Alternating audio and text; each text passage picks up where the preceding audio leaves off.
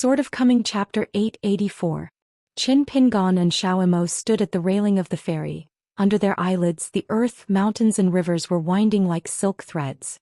Raise your sight. If the sky has no four walls, then the vision of man is like an invisible wall in which everyone is imprisoned. Xiaomo asked, "The sun is waiting for someone?" "I am waiting for the owner of this ferry." Qin Pingon turned his head and looked at the third floor of the ferry, then withdrew his gaze and took Xiaomo to continue walking along the bow. In fact, the fairy named Lichuan at their feet was still a magic weapon of the Immortal family. Since the establishment of the Song family of Dali, more than 100 years ago, the Song family of Dali had not yet escaped the status of a vassal of the Lu dynasty, internal and external troubles and weak national power. They often needed to borrow this mountain fairy from the Changchun Palace to solve the local state. In the county's drought, immortal masters were invited to cast spells and rained sweet rain. It is said that the Dai court owed a lot of debts for this, and Changchun Palace never collected debts with the Song family. So when the Dai dynasty rose, several Song emperors, the monks of Changchun Palace, have always been treated with special preference. If it weren't for the fact that Changchun Palace had no monks at the Yupu realm, it would be undoubtedly a matter of joining the sect. Presumably, the Emperor of Dali would make an exception and personally participate in the celebration to congratulate him. Qin Pingon explained, "We boarded the ship before and were uninvited. If we leave without saying goodbye, we will be rude. It is a taboo thing to do on the mountain. If we take the initiative to visit the ferry steward, it will be easier to think about it when we return to the Changchun Palace. In Beiju Luzhou it doesn't matter. The customs of the two places are still different. It can be regarded as one side of the water and soil nurturing the other side." Xiaomo smiled and said, "Stay by the sun's side with ears and eyes. You can learn a lot of human feelings outside of books." Qin Pingon didn't take this at all, but just by the way told Xiaomo about the past of Changchun Palace and the Song family of Dali. Xiaomo took a high look at this Dali local fairy mansion and said, "Through the difficulties together, Changchun Palace can be regarded as waiting for the clouds to see the moon." Qin Pingon nodded and said, "To help each other in the same boat is indeed a good fate. Xiaomo, in the future you will leave Luopa Mountain, Juzhou and other places are easy to say, but Beiju Luzhou must be visited." Okay, Xiaomo must travel north to this place if he has the opportunity. Qin Pingon took Xiaomo from the bow to the stern and looked north. If there are sword immortals in Luzhou, Beiju who died in a foreign land, a continent of mountains and rivers, as long as you are a sword repairer, no matter you are foe or foe, there is a custom of sacrificing swords on a continent. Just like the ghost mythical valley in the Skeleton Beach, Jingwenqing Gaoqing will take the initiative to hand his fists, not hesitating to expend a lot of spiritual energy, but also to open up the restrictions of heaven and earth, just to let the sword repair the pushi, commemorate the sword and lift up higher. As if sacrificing the sword, the ghost valley can't fall behind people, and the sword light can't be lower than people. And the Muyi Mountain, which is close at hand, and Pima Zong, who are mortal enemies with Jingguan City, will never wait for an opportunity to attack Jingguan City in any way. Just about this matter, Qin Pingon didn't say much to Xiaomo. Although the scene was magnificent and breathtaking. But it's best to never see it again. In the two foreign battlefields of the Great Wall of Jianqi and Beipingzu, the sword fairy of Luzhou and Beiju, who could have been out of the way, has withered too much. On the third floor of the ferry, a beautiful woman with a successful cultivation and youthful appearance, Xiu, dressed as a woman without powder and graceful, just accidentally glanced at Qin Pingon. She forced herself to calm down and sighed in her heart. With a sound, it is a blessing, not a curse, but a misfortune, so she can only show up in person. The woman is the current steward of this Lichuan ferry. If possible, she would like to pretend that she hasn't seen anything, and the other party quietly boarded the ship and ignored it. Swaying off the boat, let alone stopping, blamed myself for still not holding back the inquisitive heart, and looked at the bow of the ship a few more times. She was really curious about the legendary sword fairy in Qingshan. She took a deep breath, stroked the blue silk on the temples and adjusted the lap of the Lifa robe. Earlier, Yuhong Gao disciples had a dispute with others. In a battle, the mountain fairy used to deal with these kinds of rivers and lakes. It was always loose outside and tight inside. Then on the Lichuan ferry side, someone found that among the crowd watching, there seemed to be two unregistered gas trainers, all of whom were strange faces. Looking at it again, they were almost scared out of their bodies. One of them was actually the sovereign Qin of Luopa Mountain who stabbed the sky in Jingyang Mountain is called rituals. He demolished the Patriarch Hall and erected a monument on the border. The female cultivator who was specially responsible for checking the abnormal fairy quickly found the steward and asked the latter to decide. Rush people? Make up money? Of course, it's up to the manager to decide whether to invite Sword Immortal to drink or drink tea. The female clerk calmed down for a while, and then she pinched the tactics and performed a transposition technique. When she came to the deck of the ferry, she hurriedly walked towards the sword fairy in Xianxia who had only one entourage at the stern. It is not an exaggeration to say that it is bold and brazen. Compared with the general mountain school, the news of Changchun Palace can be said to be one of the most informed mountains in Aquarius. She is a Jindan Dixian of Changchun Palace, serving as an enshrined elder. She has a seat in the Patriarch Hall, and the seat is relatively forward. Therefore, compared with the genealogical monks of Xingyang Mountain, Lialongqing and Yunxia Mountain, she needs to know more inside stories on the mountain and heard more horrifying truths. Seeing the young mountain lord of the Luopa Mountain, she bowed her knees and gave a blessing and demeanor. I saw the Lord Qinshan, my name is Gan Yi with the name of rhyme, and now she is the steward of this ferry. The female seminarian was afraid of taking advantage of her name, so she hurriedly added, it's the sweet, refreshing joy. Qin Pingon clasped his fist and said, I have seen Gon manage things. Xiao Imo glanced at Gon Yi, full of spirit with 2 eyes. This golden core female cultivator has bright eyes and a pair of wines on her cheeks. So the woman in front of her is a kind person. Qin Pingon helped introduce. My house is dedicated to Xiao Imo small and small. Strange Imo. Xiao Imo made a polite, smiled kindly and whispered softly, fortunately to see Master Gon. Gon Yi hurriedly returned the gift. Gon Yi has seen Master Xiao Imo. God knows if the other party is another hidden sword fairy? The Changchun Palace has a lesson learned in this matter, so Gon Yi can't help but be careful. Gon Yi asked tentatively, Lord Qinshan is going back to Luopa Mountain on the way? Qin Pingon shook his head and said, there are 2 friends from the rivers and lakes on the boat who have known each other for many years. They came here to take a look. They had a drink and were just about to go back to the capital. I had to apologize to Gon Guan for rash boarding with Xiao Imo earlier. I wanted to say that the cost of docking at Nujiadu for Lichuan Ferry could be waived. This sentence almost blurted out, but fortunately he held it back. Talking about this with the wealthy Changchun Palace is too swollen and fat. Gon Yi's mind turned sharply and asked cautiously, Qin Shan's his friend but the great master fish? In fact, she didn't want to ask and it was easy to get involved, so she really didn't dare not ask. There is no way, chatting with these high-powered mountain monks, the other party often has something to say something else. It seems to be all nonsense, but in fact not a word is nonsense. She didn't dare to regard this young sword fairy from a poor background as a monk in the mountains who was pure-hearted and only relied on luck. If it is Yu Hong. The ferry fee for that group of people has been collected. Pay it back. That's too cheap. But there are other ways to make up. For example, she personally sent a few jars of Changchun Palace Immortal brew over. Otherwise, just a great master of martial arts, Changchun Palace really wouldn't have to struggle to cling to it. Just a rather young but hopeless 9-level martial artist, it is not an end. Although Changchun Palace is not a sect, it is the native immortal home of the Dai dynasty second only to the Longquan Jianzong. What's more, the mountain is also close to the place of Longxing of the Song family of Dai. Of course, now there is another Luopa mountain with the prefix Song. Qin Pingon shook his head and said, it's not Yu Hong, it's the old gang leader Zhu and Mr. Yu, but it's also a coincidence that both seniors are now serving as elders in Fushatang. How Gan Yi was, and immediately understood that she had to send out 3 jars of fermented rice at least. Of course, Yu Hong is indispensable, otherwise it will make it difficult for the 2 seniors of the river and lakes of Qin Shanju to be human.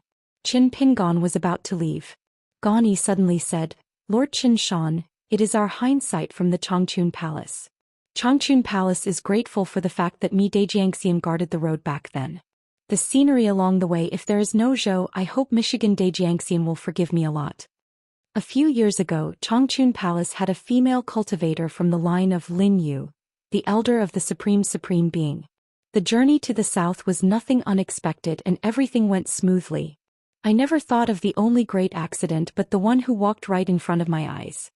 They passed by Piyun Mountain on the way, and there happened to be a famous guest named Yumi on the side of the Beiyue Mountain monarch's mansion. If they wanted to go south to return to their hometown, they went all the way to protect the road.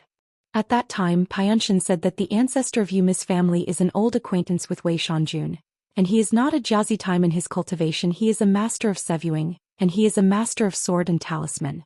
Not bad. It turned out to be all nonsense. Qin Pingon nodded and smiled. Okay, small things, I can help you talk.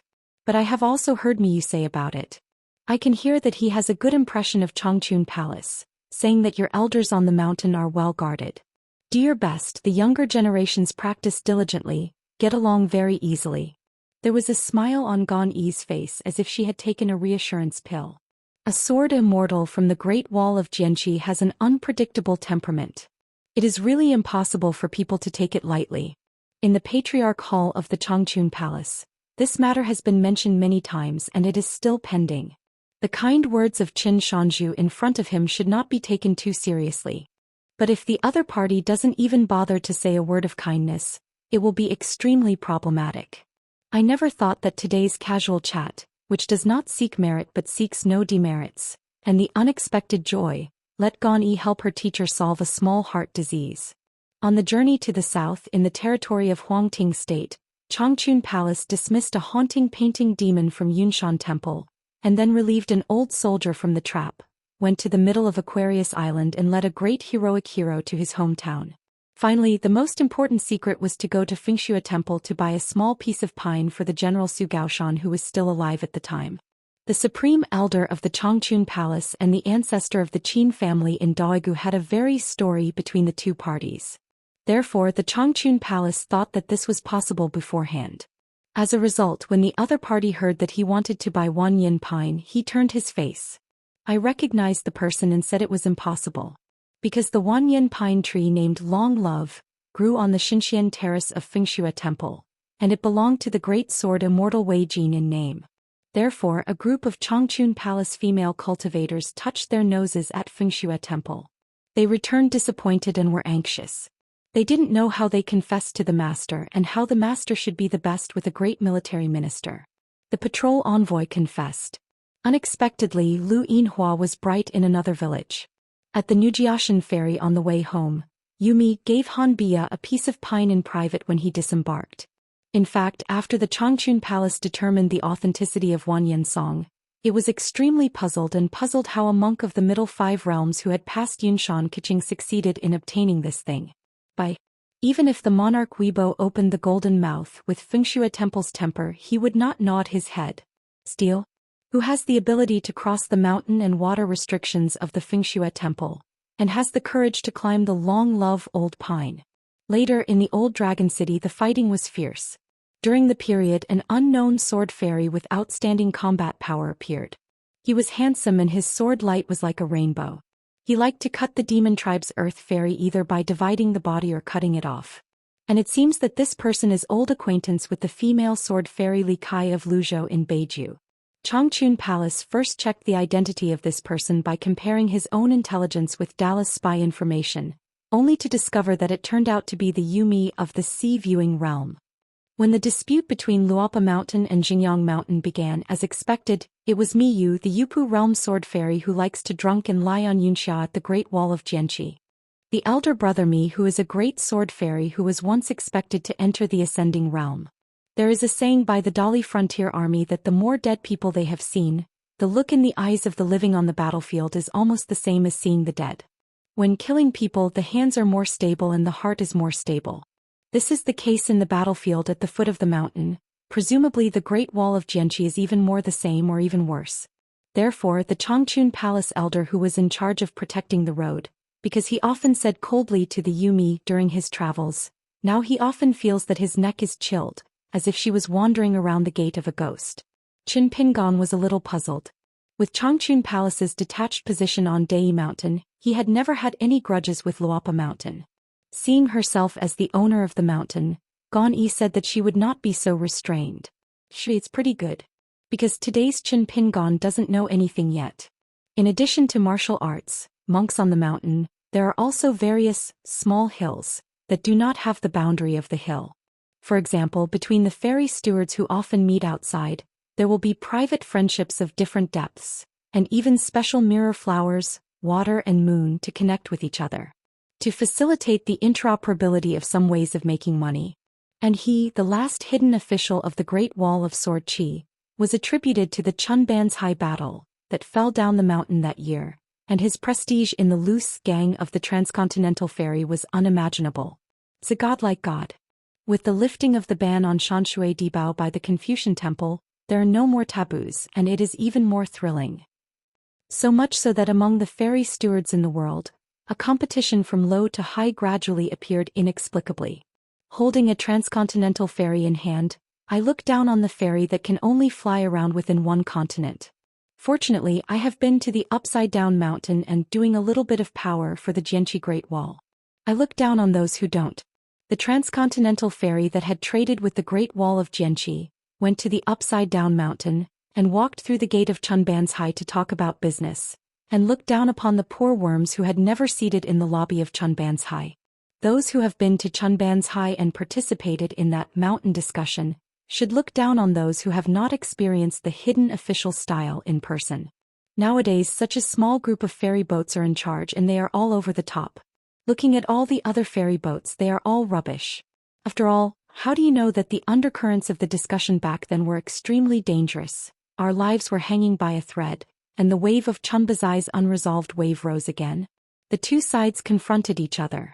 The hermit led more than a dozen sword immortals and he almost closed the door and hacked people. Gan Yi, as the steward of the Lichuan ferry, has of course heard some secret rumors about clouds covering the mist. So Gan Yi knows who she faces. It was not Qin Shanzhu, nor was it a close disciple of Wensheng's line, but the last hermit of the Great Wall of Jianqi. Last time the Changchun Palace Patriarch Hall was discussing matters, the palace lord said something meaningful. Our day is not far away from Beiju Luzhou. Gan Yi said sincerely, if Qin Shanzhu is not in a hurry, you can taste our Changchun Palace wine. Qin Pingan declined to say, forget it this time, I won't make any more harassment with Xiao Mo. The Changchun Palace was listed as one of the candidates of the sect by the Dali court, and there was no way to fight for it. Song Changjing also asked the Confucian Temple for 3 additional places in the Confucian Temple before discussing matters. Changchun Palace did not run around like Xingyang Mountain and Yunxiu Mountain to find a way. He did not think about getting a place for himself, probably because he was afraid of it. The Li Song family was embarrassed because of this. It can be seen that Changchun Palace's sense of proportion is not generally good. Although Qin Pingan already knew about the 3 places, the Dai dynasty had arranged for them, namely the next sect of Xingyang Mountain named Huangshan Jianzong by Emperor Bamboo, and a large temple near Longqiu of Yendang Mountain, plus Chao Rong's Taoism. Therefore, the Changchun Palace will not be an exception to the sect, but the status of the candidate of the sect is not an empty title to add to the cake. Once the Dali Iron Cavalry makes a great battle in the wild world, even if there is no Jade Pure Land in the Changchun Palace, it can still be used. With permission from the Confucian Temple, he was able to make up for the vacancy. The next sect of the gods as well as Yunxiu Mountain had to wait behind to make it. Seeing Qin Pingan's unwillingness to stop drinking, Gan Yi was obviously a little disappointed. She also didn't dare to joke with Qin Pingan casually. Otherwise, Gan Yi really has a sincere statement that is not a joke and she wants to talk to the hermit. As long as Qin Shanzhu is willing to go to the Changchun Palace as a guest, even if it is just a few glasses of wine and leave, the gang of crazy girls who are responsible for serving the wine to the table can grab their heads and care about their fellowship. It is important to know that the court ladies of Changchun have always been extremely enlightened in their treatment of love between men and women. A young female cultivator has already threatened that if Qin Jianxian came in person I would be able to show up with a drink, and if I had to come here inadvertently I would lick my feet and I didn't expect to pour it into my arms. There is no escape. Where does Qin Pingan know the secrets of these smoky mountains? But if he really knew about it, it is estimated that Changchun Palace would not even think about seeing Qin Shan's face for at least a few hundred years. Qin Pingan said goodbye. Wearing a blue shirt, his body turned into dozens of faint sword lights, which flashed by on the ferry. Xiao Imo smiled, bowed his head and clasped his fists, said goodbye to Gan Yi and then disappeared out of thin air. There is no spiritual ripple on the Lichuan ferry. The ferry formation is like a fake, But Gan Yi is not surprised. At dusk the clouds burned like fire. Because Qin Pingan didn't rush back to Dai capital, the sword light condensed his figure in the distance, and then the sword light dissipated again, reuniting further north 100 miles away. No longer using this unskilled escape method, Qin Pingan took a walk on a sea of fiery clouds, and smiled with the little mo around him. Hometown proverb: the fire burns the big cloud at night and you will travel thousands of miles tomorrow. Actually, he landed in the sky of Lizhu Cave. Before taking root, very few people really traveled so far. They just went around in circles. The farthest was to go to the mountains to chop wood and burn charcoal, and then they would have to go home, maybe a round trip which would be more than 100 miles of landscape. In the kiln fire on the ground in my hometown, I have seen countless morning and sunset glows in the sky. Because first Zhou Haijing, then Zhu Fengxian and Yu Kangmang, Qin Pingan realized what happened.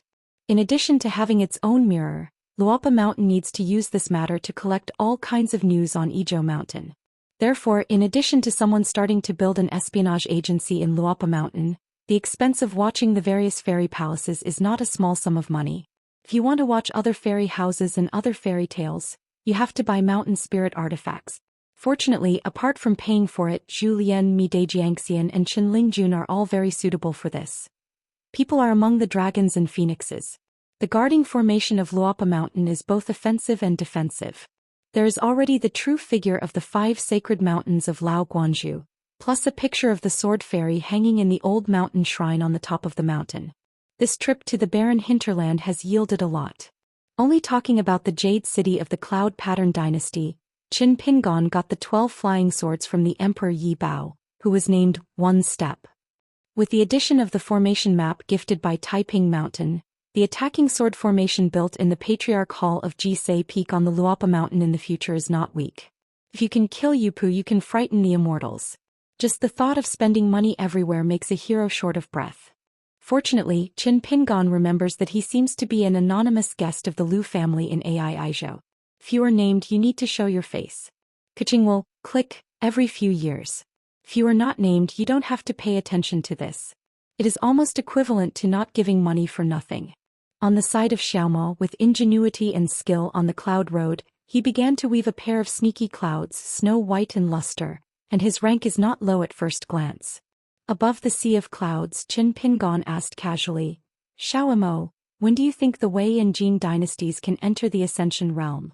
Xiaomo thought for a while. Wei Dejiangxian's aptitude is still quite good and he has got that chance again. If he doesn't fight, he doesn't strengthen his mind in the arena of life and death, and he doesn't fight for a few games with those with higher sword skills. Only after 400 or 500 years of water milling time can we see the bottleneck of the Earth Fairy. Having said that, Xiaomo hurriedly changed his words. This time is different from the past, so I have to call it a fairyland. Qin Pingan asked, are all the Earth Immortals in ancient times so powerful? Xiaomo smiled and said, in fact it is not too strong, but it is definitely not weak. It is extremely difficult for the Earth Immortal to ascend to the sky. It is only the first pass, which is equivalent to the sword cultivation sword at the peak of the fairyland today. After that there were 2 more passes waiting. According to legend, one of them involved the Daoist Xinxing, which seemed rather illusory. Therefore, even if there were those 2 ascending platforms, most of the Earth Immortals did not dare to go up, as if they were seeking their own death. If you wait until the immortal gods in the world decay just to continue their lives and then risk a fight, they will die, so there is a helpless paradox in the middle, which will eventually make the men and women of the Earth immortal at that time. The number of successful climbs is extremely limited. When Xiaomo was boring when he didn't practice swordsmanship, he would sit near the ascending platform and watch others ascend to the sky. Many times he never saw anyone walk to the highest heaven gate with his own eyes. Without exception, he fell in the middle. Now those Taoist skins and souls are like flowers blooming. They practice hard and in the end they just add a majestic rain to the world. Anyway, I think it's a pity.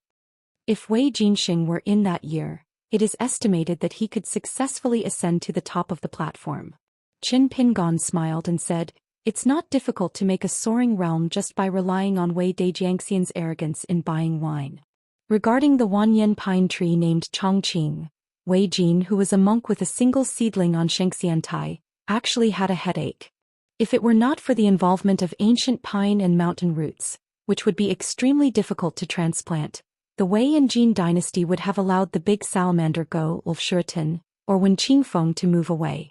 Otherwise, it will only make Fengxue Temple tired of dealing with those human relations, because there are too many dignitaries to ask for the branches, leaves and bark of this 10,000-year-old pine, whether it is an ordinary woman at the foot of the mountain or the mountain has not yet cut the red dragon. The female nuns boil medicine with Wanyin song, are an excellent fairy medicine for one party. However, when encountering the various forces who came to buy this thing, Fengxue Temple did not promise outsiders once, and it seemed extremely unkind in this matter. Although the Wei Jin and the suzerain have said twice, when he is not practicing in the mountains, the Patriarch Hall can dispose of this long love casually. In fact, the years of Wei and Jin's practice in Fengxue Temple, after the first descent from the mountain, the number of days added together is only a handful, otherwise it would not even be in the closed life and death of the Yuaning realm, and Wei and Jin would not be in their own mountains. So Wei and Jin couldn't help but wonder if Fengxue Temple was unwilling to sell Wanyin pine, deliberately using itself as a shield? Last time I returned to Fengxue Temple, Wei Jin had the idea to accept a nominal disciple? I don't get close to Fengxue Temple anymore, but the line of Xianxia is always passed on. So before reuniting at the Great Wall of Sword Qi, the downfall Shan Kiching of Wei and Jin asked the mountain master to help pay attention to whether there is a suitable sword repair embryo. The Wei and Jin dynasties had a little requirement. The aptitude for cultivation can be average, but the child must be born in Aquarius. After all, he is the first disciple. As for the future disciples, the Wei and Jin dynasty still had to choose them by themselves. Therefore, in addition to letting Chen Pingon help select the disciples, he also discussed with Chen Pingon. If you have an idea about the ancient pine, you should go to Fengxue Temple to buy it yourself. Besides, he has already agreed to this matter in the Wei and Jin dynasties, so as long as Feng Shuemiao has no objection, and Luopa Mountain can afford the money, and the ancient pine can migrate to Luopa Mountain for a price. However, Chen Pingon did not have such an idea. Of course, it was not that he was not greedy and heartless, but the Fengxue Temple was very likely to wait for the success of the refining of the Wanyin pine tree. The temple's guarding mountain is enshrined. Especially when the old ape of Xingyang Mountain died, Aquarius once again vacated an upper 5-spirit monster, and Fengxue Temple was even more unlikely to sell the hopeful Wanyin pine on that avenue. Moreover, since Gusong is called Chongqing, there must be some unknown origin. Naturally, Qin Pingon didn't need to go to Fengxue Temple to make himself boring. On the Lichuan ferry, Gan Yi did not look back for a long time. Now Izhou monks are all regretting something, but it is a pity that Wei Dajiangxian of Fengxue Temple did not bring 1 or 2 sword fairy embryos from the Great Wall of Jianqi to Aquarius. Regardless of how the rest of the 7 continents in the Hauran world look at these children from foreign land, only Aquarius Island and Beiju Luzhou they can walk sideways. The monks on the mountains on the 2 continents adjacent to the north and south are their protectors. Gan Yi actually wanted to ask a question just now, whether there is a young sword repairer from the Great Wall of Jianqi on Qinshan's Luopa Mountain, practicing in the mountain. It's just this kind of thing, she is not a sword repairer, naturally it is not suitable to ask. Before moving, Gan Yi smiled, full of style. Ah, Master Hermit has taken his own ferry. You can show off with others when you look back. Go drinking. In the city of Dali, early in the morning, the preface of Hongshuan Temple Xuanxiu once again came to the Renyun Iyun Tower, and sent some newspapers from the 6 official offices of the imperial court to Mr. Chen. After Qin Pingon returned to the capital last night, he found that Ning Yao was still in the inn's retreat. Qin Pingon read the book for a night in the book building, while Xiao Imo hung up the innocence card, then used the blindfold method and walked around casually. After returning to the alley in the brightly lit capital city, I stayed in the courtyard outside and knit a few tsingy robes. Worried about following the sun to the side of Luopa Mountain, not enough preparations for the meeting ceremony. Qin Pingon took Xiao Imo out of the alley to meet Sun Chu. Sun Chu discovered that today Mr. Chen had an extra young-looking entourage than last time. Sun Chu only knew that the other party was called Xiao Imo, who was worshipped by Luopa Mountain. He is a very friendly and easygoing teacher on the mountain. Qin Pingon put the mansion in his sleeve, and according to the agreement he and Xuanxiu would go to a famous tourist attraction in Beijing. A group of people walked to the 2 sides of the street more than 1 mile long, rare books, calligraphy and painting of the past dynasties, pen, ink, paper and inkstone, rare antiques, everything. It used to be an official kiln, which was used to make glazed tiles and blue gold bricks for Alchemy. Nowadays 200 or 300-year-old shops abound on this street. This is a bit good. They all pay attention to repeat customers. No one wants to smash their own golden signs. Even if it is inevitable that some shops bully customers, they are fakes. There are very few fakes. In this place where the capital is elegantly visited, in the final analysis, there is no money in the pocket and the pocket is not enough. When you come here, you can only stare at it and be destined to come empty-handed and return empty-handed. Qin Pingan got the hint of Sun Zubin's eyes and bought the 3 favorite books, all of them paper like white jade, which can be regarded as rare books. Ordinary scholars are like seeing a beautiful woman on the road, and you really can only look at it, not touch it. Qin Pingan finally gave Sun Chu 6 books. 3 books are recorded on the account of Honghe Temple, about 280 taels of silver. The other 3 were Qin Ping's own pockets and were given to this young official who was in the same year as Chao Qingqing.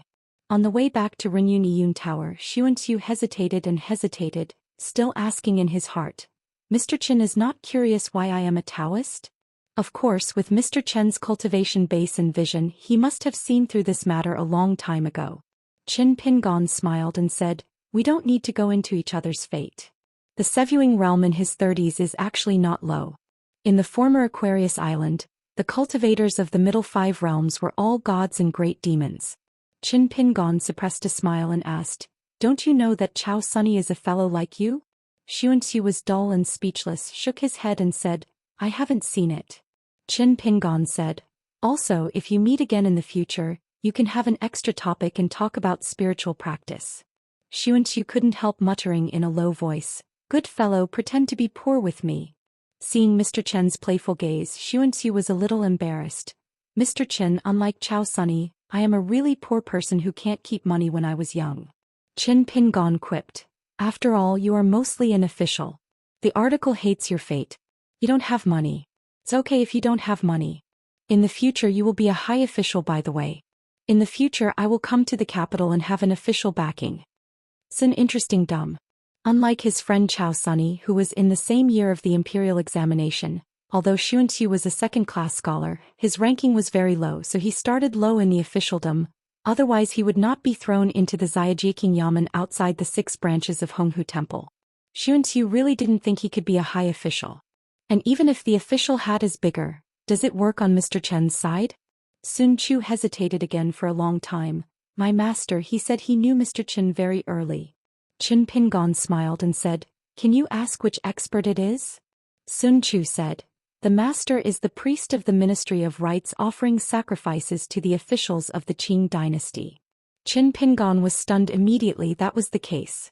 Among the many officials in the Dali officialdom, 3 positions are the most important: the official department of the test of merit, the department of military elections and the department of rituals. Although they are only the official body of the 5th grade, they have great authority, especially the preacher of Xianxia, the mentor who paid homage to the officials of the Ministry of Rites, is also in charge of evaluating the merits and demerits of all the landscape gods in Dali, so he has the reputation of Little Heaven Official on the mountain. This old doctor who has been lying in this official position for many years seems to have an old friendship with Li Jin, the water of the Chongtan River. The last time I showed up, I visited Red Candle Town in person to find the trouble of the Yuya River God Empress who caused the trouble. It's just that this kind of official, like the Superintendent Chao Gingxin in his hometown, is not suitable for proactive friendship. In Qin Pingan's view, what a person calls clearly reasoning is nothing more than knowing and stopping. It lies in knowing what, but also in not doing. Sun Chu accompanied Qin Pingan to the entrance of the inn near an alley. Throughout the journey, Xianxia always remembered the words of Hongshu Temple and asked the same question twice. Cui Yang, the master of the country, seemed to be not very concerned about the staff of the old man Guan, as well as the ritual department. As for the deserted yamen like Honghu Temple, they are even more faceless. However, the National Normal University has always been extremely concerned about the Armory Department of the Ministry of War, as well as the departments of the Ministry of Households and the Ministry of Industry. Therefore, Arsenal Mukosi is said to be the most likely to lose office, or even lose his head. In addition, It is said that even small officials such as the heads of households and labor ministries will personally review their resumes. If the Jima official is like this, let alone the promotion and expatriation of the two divisions. Sun Chu is not sure about one thing now because of his master's relationship with the officialdom of Hongxi Temple. Has he already fallen into the eyes of the national teacher? Qin Pingon returned the wooden box containing the flying sword to Sun Chu and said with a smile, "The diaries which I borrowed twice with Hongxi Temple before I leave the capital, will give it to Lu La who guards the alley." Ben just asks him directly. Sun's interesting work is thankful. Because I know that Mr. Qin is here to help himself in the capital, without showing the mountains and water, creating an extra road. A monk who was responsible for guarding the mansion of the national teacher seemed to be unimportant if Xianxia knew whether he knew him or not. But it's actually very important. Xiaomo is the one who bought the most books today. He went to the Xinjiao Inn recommended by the sun last night. Just like the ferry on the mountain, there will be a place similar to a pawn shop, which is convenient for the trainer who stays in the inn to convert the ferry money. Xiaomo gave his son 3 small summer coins, which were converted into snowflake money, and a large stack of silver bills, as well as some gold leaves and silver ingots necessary to walk the rivers and lakes. Especially Xiaomo specifically asked the inn to help give himself a large bag of golden melon seeds. As I arrived at Luopa Mountain, this thing was reused. At first, the woman who claimed to be the treasurer of the inn was not reluctant, because the fancy stuff like golden melon seeds is really not common. Most of them are gifts given to the younger generation by the parents of wealthy people. Not to mention the monks on the mountains, they are the people of the rivers and lakes away from home who needs this stuff. Just waiting for the young monk named Xiaomo to say that she was an entourage of Lord Qin Shan. Without a word, Gayan melted a dozen gold ingots and squeezed out a bag of gold melon seeds with her own hands. In the end, she refused to live or die. Collect money. Today, in addition to the classics of Zhuzi Baijia, Xiaomo also bought a lot of miscellaneous books. Everyone's poems, literates notes, ghosts, and even some transcripts of official articles compiled into books, and some art-making books that are said to be martial arts secrets on the academic stage. Qin Pingon quipped. "Why, do you still want to be an official through the imperial examination? Then some are busy. The county examination and the government examination first become a talented student, and then the Chiuei Township examination is held every 3 years. Jingxing Chunwei will test, become a Jinshi, and finally have the palace test. It is step by step, and there are many gates, just like a carp jumping into a dragon gate. However, if you really have this idea, it is also a good thing. Can be taught by Chao Sunny to teach you. It is more reliable than buying these so-called secrets for craftsmanship and policy theory. It's just the Jinshi of the Dali court. It is indeed the most difficult to get. It is not one of them. Can be said that it is the most golden Jinshi and the highest in the entire Hauran-Juzhou. Once there are too many people, the seeds of reading from the vassal countries will gather here. In addition, there are too many questions on the Ministry of Rights, and there is no fixed number of paths. On the contrary, the small countries south of Aquarius Island have issued some official books. There are many rules and regulations. There must be more than a dozen books. It's a shortcut, and it's useful if you learn it by heart. Of course, this move was criticized by some well-learned Confucian scholars, and it was filled with righteous indignation. There is a saying that the official comprehended the book and said it was dead. So Xiaoma, if you really want to be a champion, you can go to accompany a country south of the capital and stay for a little 10 years. There, the family members will open the Mongolian education name, that is, practice calligraphy. After that, go to the school and get in touch with the Mongolian learning books. Endorsement of Chinese characters. Rich people go to their private school, and children who don't have money go to the village school. As long as the family is not too poor, they are generally affordable. After all, there is a place to read, and then they start studying classics. Xiaomo kept listening to the son's whisper. Qin Pingon found that Xiaomo's curious eyes seemed to wonder why he was so concerned about this matter. Qin Pingon nodded and smiled. That's right, I did think about taking part in the imperial examination. When I went out for a long trip for the second time in my spare time practicing boxing, I really read through a lot of related books. When you get the status of a child, you will be satisfied with the goal of becoming a master of Juren. It's the silver Jinshi and Jin Juren. Of course it doesn't matter now anyway, there is Chao Sunny among the students. Xiaomo sighed. It wasn't that he really had any thoughts about the fame of the imperial examination, But Xiaomo couldn't imagine that the books and knowledge of the world today are so cheap that they are simply worthless. Back in those days, how rare and valuable was a book full of words in the world. So Xiaomo had an idea, and when he arrived at Luopa Mountain he decided to build a book building by himself, named Wanwan Building. Of course, it is best to let the sun to help choose a good name. Xiaomo was straightforward and immediately said the matter in his heart. Without thinking about it, Qin Pingon blurted out, "You can call Liangguangran Lu." Xiaomo briefly checked the hundreds of famous poetry collections in Xinhu Lake, and suddenly realized, wonderful. As Jian Xiaoyahao collects books. There is a cloud in the ancient poem, and the book and sword are boundless. The book and the sword are at a loss. 2 dazed floors. Qin Pingon casually said, "Of course you can use this name or not, you can figure it out." Xiaomo said cheerfully, "My son, the name of this bookstore is so good that Xiaomo is reluctant to make it public." As a result, the son squinted his eyes. Xiaomo immediately said with interest, "Then use it, it's not as good as the others." In the night, the restaurants on both sides of the Changpu River stretched all the way up and down. Lanterns and festoons, lively and noisy, one after another, wine orders, box-guessing sounds like breaking windows and graceful singing followed. According to legend, some people like to drink and don't need money. From evening to early morning in a place like Changpu River, you can drink 4 or 5 drinks with just a little step. Today, a child of the Guan family in Izhou who rarely comes here to drink, it is rare to save a very private wine bureau. After pulling Jing Quan, who is both a colleague and not a friend, after leaving the yamen, the two went straight to the Changpu River. Guan Yiran and Jing Quan, the origins of the two are completely different, which can be regarded as the difference between them, but now the official positions are the same. Although Guan Yiran has enough military exploits and an excellent official resume, he is an unsuspecting waiter candidate, but no matter what, Jing Quan, who is born in the Cold Clan, can serve as a Qing official in his early 30s and a few years old. He became one of the chief officials of the 18th Division of the Qing Department of the Household Department. This shows how broad the promotion of Daoist officialdom is.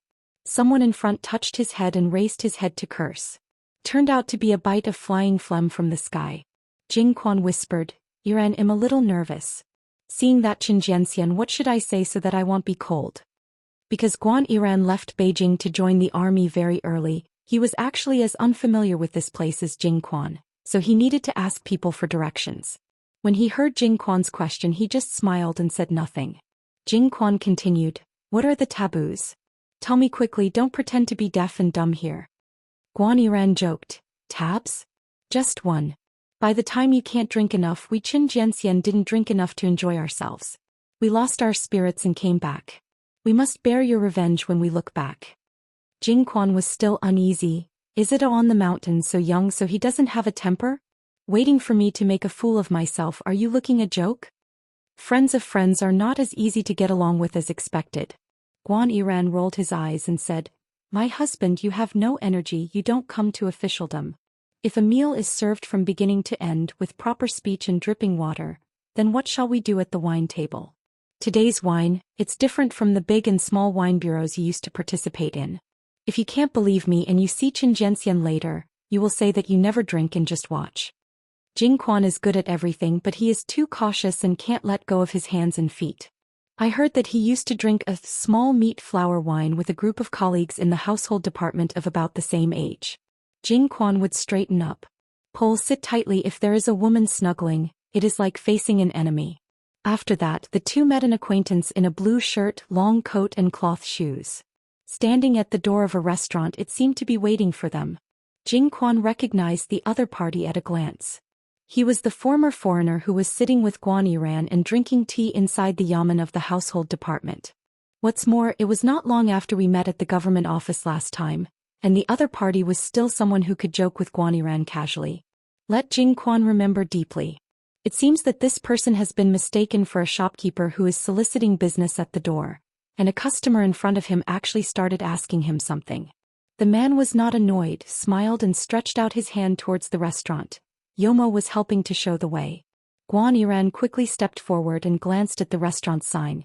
"Tisise, it's really good for picking the ground, there are more than 100 restaurants, and this one has the best drinks." Qin Pingon smiled and said, "The cost of a meal is not low." Guan Yiran waved his hand and said, Go next door, go next door. The Lord Jing beside me likes to eat meat and not vegetarian. Qin Pingan smiled and looked at the young and promising Hubu doctor. According to Guaniran, this person was also in charge of the fish scales at the north stall of the Hubu. In fact, when we met last time, Qin Pingan found that behind this young official, there were as many as 6 red lanterns hung by various gods and gods. On the lanterns, there were all the words secretly made by certain mansion and temple, so he would let this adult doctor appear to be rich in cultural luck in the eyes of the hopeful man. At the same time, even if this person is alone in the mountains and rivers, walking in the mountains and old forests, he will avoid evil, ghostly and timid, and can make the landscape spirits take the initiative to detour. Jing Quan hurriedly said, "It's fine here." Qin Pingan smiled and said, "My doctor, are you sure you don't change the restaurant? Say it in advance. If my doctor is polite with me, he'll be really welcome." Seeing that none of them moved as if the man in the green shirt was waiting for him to change his mind, Jing Quan had to lower his voice, and asked Guan Yi in confusion, "When will the Qin Jianxian arrive?" Guan Yiran held back a smile and raised his finger to Qin Pingan. "Qin Cage, let's Master Jing ask you something. When will Qin Jianxian arrive? Don't blame me for not reminding you, but don't let us wait for a long time." One of the chief officials of the dignified Qingli Shirsi, who is in charge of the money bags of the 3 states, is a little bit short. It is the governor of the border such as the governor of the county. He saw Master Jing in the household office and he was a little shorter. Among the 6 divisions of the Ministry of Households, the official Longguan is the most. Because he is in charge of the court's money bags, the official nickname is also the most. The Ministry of Households is the grandson's yamen, so the Longzhong office is the scolding office. What kind of saliva is there? As soon as Qin Pingan raised his foot, Guan Yiran jumped away and pointed at Qin Pingan. He laughed and said, "My doctor, you are far away from the horizon, and this Qin clerk is the one you are going to drink tonight." Jing Quan was stunned, wishing to dig a hole and drill down, so he had to pay a salute to the sword fairy and apologize at the same time. "Master Qin, I was in the yamen before, so I was offended." Previously in Guan Yiran this house, the other party claimed to be the younger brother of Master Guan from the rivers and lakes. As soon as he arrived in the capital, he rushed over to worship the mountain. It turns out that this Qin Jianxian speaks quite funny. "I was so proud I couldn't beat him and I couldn't drink him. Wouldn't it be more fun to speak by yourself?" Qin Pingan smiled and said, "Those who offend and don't have to be guilty will say nothing, and I will see you later on the drunk table." The 3 of them crossed the threshold together and walked into the restaurant. Qin Jianxian personally led the way. When they climbed the stairs one after another, Jing Quan secretly gave Guan Yiran an elbow, lowered his voice and laughed. "Guan Yiran, are you cheap?" Guan Yiran said solemnly, "What are you talking about? This one in front of us is the sword fairy." When he arrived in a private room on the top floor, Qin Pingan brought his own drink.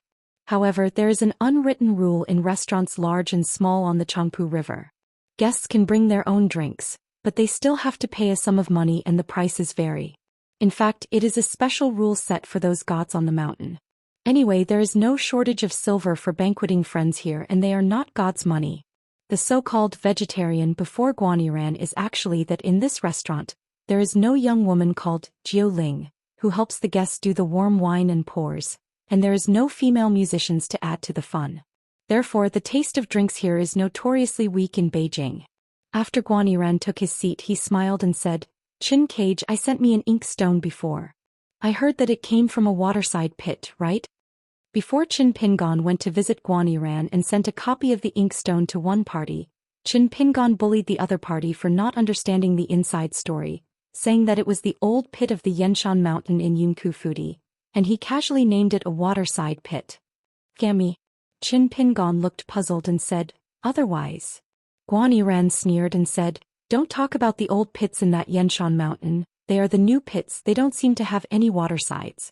Chen's accountant gift-giving is very knowledgeable. Why, it was Qin Jianxian who took a lavish deal and spent a high price with Yunku Fudi. He directly contracted a site on that Yenshan mountain and named it Shipanking. He intends to resell our Aquarius Island so that it is convenient to sit on the land and start the price. This party copied the inkstone, but Guan Yiran's generosity was actually passed on to the master Xianxia, who was signed by his government. If it weren't for Ma Xianxia's 2 daughters, they would really follow their fathers too much. What Master Xianxia? After seeing it, Guan Yiran must have called Master Yu Zhang directly now. It's the granddaughter of the grandson of Hongyu Temple. That's a handsome water spirit. Therefore the young people in Ichi Lane and Cheer Street, whoever are a little bit courageous and see an old Xiqing with a very good temper on the road, like to cheekily call their father-in-law. Guan Yiran wrapped his arms around his chest. Qin Jianxian probably forgot about our household department and a fat inkstone service bureau? Qin Pingan smiled and said, I just said it casually, you take it seriously, hurry up and punish yourself for a cup. Guan Yiran tweeted, I like to beat and rake, don't you? Plates of dishes are served on the table, and Guan Yiran is responsible for pouring the wine, mostly chatting. Jing Quan didn't talk much, but he didn't drink less wine. Qin Pingan suddenly said, it's actually a good suggestion. When I look back, I'll discuss with Yingku Jiang to see if I can buy the 100-year purchase of that inkstone mountain. Didn't your household department happen to have an inkstone affairs department? I advise you not to make this money. The problem lies here. The Yankstone office is inevitable. There is a turtle grandson over there. He is very fierce to earn money. Guan Yiran shook his head and said, this inkstone affairs department sounds like a clean water sect, but it is actually very oily. Anyway, Jing Longzhong and I are very jealous. If it weren't for the bastard, I would really like to find a way out. Try to see if you can get a piece of the pie. Jing Quan smiled and said nothing. Guan Yiran stepped on the chair with one foot. He was joking and suddenly started cursing. This kid, who is also called Longju, is a piglet. He is in charge of the purchase of inkstones from other places, and he stretched out his hand for a long time. I can't support him. I usually speak with a big tone. I really feel that I'm the surname of the Shangzhou country. Lao Tzu is puzzled. Speaking of his dad, he is notoriously cautious and cautious. When he gets to this kid, he starts to lose his heart with lard earning money. He is notoriously ruthless. Jing Quan smiled and said, he is still very polite when he comes to your side. On the capital side, no matter how good the atmosphere is, there will always be a few flies and shit. Don't do things idiomatically, don't pay attention to people. To use the words of Guan Yiran, in this group of people is shameless. In Dali capital city, the official elder son of Ichi Lane and the seed brother of Cheer Street, the first-class ones like Guan Yiran, Chao Gingxin and Yuan Jingding, were thrown into the local government by the family, relying on their ancestors. Yin started in officialdom, but can rely on his true ability to gain a firm foothold and advance step by step with a bright future. Otherwise, like Lu Xuanmei, who joined the army early, fumbled and beaten in the forest of swords and the dead, counting his head on the belt of the trousers, relying on the solid military merits. Like Guan Yiran, he joined the army, served as a monk with the army for many years, and then transferred to the Dada supervisor, which is even more heterogeneous. That's why there are so many old people in officialdom, and Guan Yiran only wears such a big official hat nowadays. Second-class officials can also be officials, but they are not big officials, and most of them are officials in Beijing. Whether they rely on imperial examinations or family favors, they can stand firm in the yamen. The third class is not doing business properly, but it is also considered to be safe and self-conscious, at least not to cause trouble to the family. The most inferior is proficient in all kinds of prostitution and gambling as long as it can be related to the prodigal. It is absolutely unambiguous. I am idle, I like to be jealous with others, I don't have the ability to fart, and I am bigger than the sky. Guan Yiran snorted, that's being polite to my last name. You see, he was polite to you when he met you. Did he look at you with his straight eyes? Jing Quan said, it's okay. Guan Yiran smiled and looked at Qin Pingan, then raised his finger to Jing Quan. Look, listen, your words are not leaking, let's understand, you're young, he's already an old oil man in the officialdom. If this guy is without a bright future, there will be no reason. Qin Pingan smiled and said, it doesn't matter how you speak. As long as there is no more alcohol left, the wine will be fine.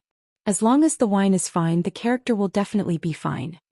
Guan Yiran took it seriously and said, that's true. So Jing Quan had to drink again. Guan Yiran sighed, letting Yu Jing Quan also take a good look at Qin Clerk's skills in persuading wine. His mother, it was on the side of Shujian Lake back then. It was really interlocking, and the person who was invited into the wine urn didn't know it. Guan Yiran said abruptly, Jing Quan may be released. Jing Quan immediately shook his head and said, if there is nothing left in the character, say what he did. Guan Yiran rolled his eyes and said, fit your fart, carry it, and you kid will continue to carry it for me. It's all a certainty, and you haven't been with me here. In our yamen you have to say on the official side, Guan Yiran has no acquaintances. Who dares to say that I have acquaintances? Jing Quan was a little helpless. Guan Yiran is really drinking too much. Otherwise this kind of statement is very inappropriate. Of course the more important thing is that Guan Yiran regards himself and Qin Pingan as his own. In the officialdom of Dali, who doesn't know the official surname Guan? Since all the officials have their surnames Guan, it is conceivable that there are so many protégés of the Guan family. The key is that Emperor Xian and Dang today have nothing to say about it. After all, Mr. Guan was one of the few officials who dared to talk back to Cui Guosher in person in his early years. When Guan Yiran retired from the post of Dadu supervisor and returned to the capital, he was unexpectedly not in the official or military department, but in the most unpleasant household department. This is in the officialdom, not to mention promotion, not even the level of promotion. It's a real relegation. Qin Pingan nodded, raised his wine glass and said with a smile, I wish the adult collaborator go out as an official for the benefit of one party and become a parent official who truly treats the people like a child. Jing Quan was originally worried that Guan Yiran would say more inside stories, but fortunately he just clicked and stopped, and it seemed that he still didn't really drink high. Not long ago the left servant of the household department called Jing Quan to ask questions and asked a lot of questions. Although there was no clear intention, Jing Quan knew that he was very likely to leave Beijing to become an official. And Master Shang Shu is also considered to be very important to himself. But where he went, Jing Quan just had a few guesses. When Guan Yiran deliberately mentioned the matter on Qin Shan's his side, Jing Quan began to be somewhat certain. There are 10 places where he will be released as an official and county guard. Ding Ai stopped Huan, faded and apologized for the arrogant field Kyo Rubber Group meal animal husbandry. The time and place are favorable, and Jing Quan has all of them before he leaves Beijing to serve as a magistrate. Being an official in Longzhou is recognized as both a great risk and a great opportunity in the officialdom of Dai. Those who end badly like Wu Yuan and those who end well like Fu Yu. After a meal of wine, the three of them drank for almost an hour. In fact, afterwards Qin Pingan didn't try to persuade him to drink. Guan Yiran was fighting with Jing Quan at the wine table. After the two household officials walked out of the restaurant, they swayed and supported each other. They walked by the Changpu River watching the back of the steadily drifting green shirt. Jing Quan was envious, worthy of the sword Immortal, and the amount of alcohol was really good. As soon as the cool breeze blew, the alcohol gas dissipated a bit. Jing Quan whispered, Thanks. Guan Yiran hiccuped, When you get to the place, do a few more good things. The local government is no more official than when we are in Beijing. There are more yamen here with strict rules and clear boundaries. Everyone who is an official knows about it. Just say that we are in Nangxinfeng over there. What is a doctor? It's just outside to do a lot of things. You have to rely on your conscience. It can be dispensable, you can do it or not. It can be clever or confused, you can nod or shake your head, you can know or not, you have to figure it out. Jing Quan, my grandfather once said that it is not easy to be an honest official with a clear conscience. It will only be more difficult to be an honest and good official. What is meant by being a good official is that you always feel uncomfortable in your heart. The two of them walked to the arch bridge. Guan Yiran staggered and quickly ran to the railing of the bridge, spitting wine against the Changpu River. Jing Quan, who had originally patted Guan Yi and then on his back, was estimated to be involved. But Jing Quan suddenly overwhelmed the river and followed Guan Yiran lying on the railing together. In the end the two of them disagreed and stopped. They turned and sat on the ground with their backs against the railing of the arch bridge and smiled at each other. Qin Pingan took a walk along a radiant river. In today's wine bureau, Qin Pingan did not bring Xiao Imo, but just let him stroll around Changpu River. Xiao Imo had nothing to do, so he bought a few lotus lanterns at the roadside stall, put them in the river and then moved slowly along with the lanterns. After just taking a few steps here, Xiao Imo found that he could almost distinguish the natives from the capital city from the outsiders at a glance. The former has an unconcealed sturdiness. The younger, the more obvious it is. Even outsiders are dressed in luxurious clothes. There is still a bit of restraint in his expression. Xiao Imo stood by the Changpu River looking at the river. Drain the water from the bamboo basket and pick up the poems of Yin from the ages. The horseshoe shook the ground, splashing out 100-year-old frontier. Xiao Imo was stunned and he couldn't help but think of the accidental meeting 10,000 years ago. that existence with his hands sleeved looking at the world from the ascending platform that should have only been the Earth Fairy. The Great Rebellion is not the way, and slowly descended alone. The world. This word at that moment is not a noun just like a verb. It may be that he saw Xiao Emo who was sitting not far from the ascending platform, and the existence looked at Xiao Emo, then smiled at the convenience and stretched out his sleeves. At this time tonight, Qin Pingan was walking by the river and beckoned to Xiao Emo not far away. Tonight's drinks were not drunk for nothing. Guaniran is a man who obeys the rules for the officials, so the previous mention of the guy who was messing around in the Inkstone Services Department was not a careless remark at all. It was not a rush on the wine table. Instead he was reminding Qin Pingan to say hello to his fellow Dong Xuejing, and to be more careful in dealing with him in the future. And he has been spotted by a handful of powerful children of the capital who are jealous of his business. It's not that the guy from the Inkstone Bureau of the Ministry of Households, who is not the surname of Shangshiguo, can really hurt Dong Xuejing. In fact, the other party does not even have the qualifications to wrestle with Dong Banqing, but many dudes in the capital also have their own hills. The head likes to hug each other and is in the same spirit. In the capital you may be a tortoise one by one, but as long as you get out of the capital and get to the place, it doesn't matter whether it is in the mountains or in the official and business circles. Once Dong Xuejing was targeted by the partnership, it was a lot of trouble after all. Of course, this is related to Dong Xuejing's closing the door to make money, which led to the fact that many of the official connections of Dali are always not visible and have a certain relationship, which makes people feel like a soft persimmon. The world is so complicated, and whoever abides by the rules may not be able to keep others from committing a mess. It's like walking alone by the Changpu River and then a drunkard can't make way or hide. Xiao Emo suppressed the extreme ups and downs in his heart and said in his own voice, "My son, there is a sneaky guy who just secretly looked at my son twice. The other party is an immortal just like Senior Lu, but he can fight more. I originally wanted to wait until 3 times to get him out. But the other party was very cautious, as if he was aware of my intentions in advance. The son was right, and sure enough, these fortune tellers must be treated with a higher level." Qin Pingan was a little surprised and a little helpless. After the fall, it would be difficult for him to take the lead. Qin Pingan thought for a while, a Taoist in the fairyland? It couldn't be Qizhen, the great heavenly monarch of divine sect. Xiexue from Beiju Luzhou is even more impossible. Someone who just passed by Aquarius Island? Or the direct disciple of Lu Qin?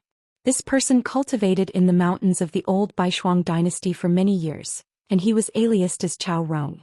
The Taoist temple in the mountain that he left behind will be the next sect of Aquarius Island. Chao Rong once shined in the battlefield of Old Dragon City. A book of landscapes, flowers and birds in total was presented, forming a formation to protect the entire Old Dragon City. The 3 masters of Baiyujing each have a private seal, and the seals are printed on the 4 landscape painting albums. The Taojing master of the master is truly invincible. Yu Dozwen has no first and Wu has no second. Master Lu Chen's stone to today. There is also Dashuan Duguan's son Daocheng's, see Peach Blossom again. In addition, the 4 seals on the 4 flower and bird scrolls at the back also have great backgrounds. They are Fu Lu Yuxuan's singing blockbuster, Dragon Tiger Mountain Great Heavenly Master Zhao Tianlai's Young Phoenix, and Huolong's Real Chittering. And the white eyes of Cui Yong, the great teacher of the country. A middle-aged Taoist appeared in front of Qin Pingan and Xiao Emo. It was Chao Rong. Chao Rong was very sincere and didn't use blinding methods. Chao Rong hit a Daoist inspector and asked with a smile, "Dare to ask the hidden official, poor Dao Master, how good is it now? Have you returned to Baiyujing?" Qin Pingan clasped his fists in return. "The juniors have met Chao Xianjun. If there is no accident, Master Lu has not returned to Qingming for the time being. He may have to take a trip to Hohot Island and Yunxiu Mountain. Chao Xianjun can go to Yunxiu Mountain to wait for Master Lu and meet him. The opportunity is greater." Chao Rong smiled bitterly.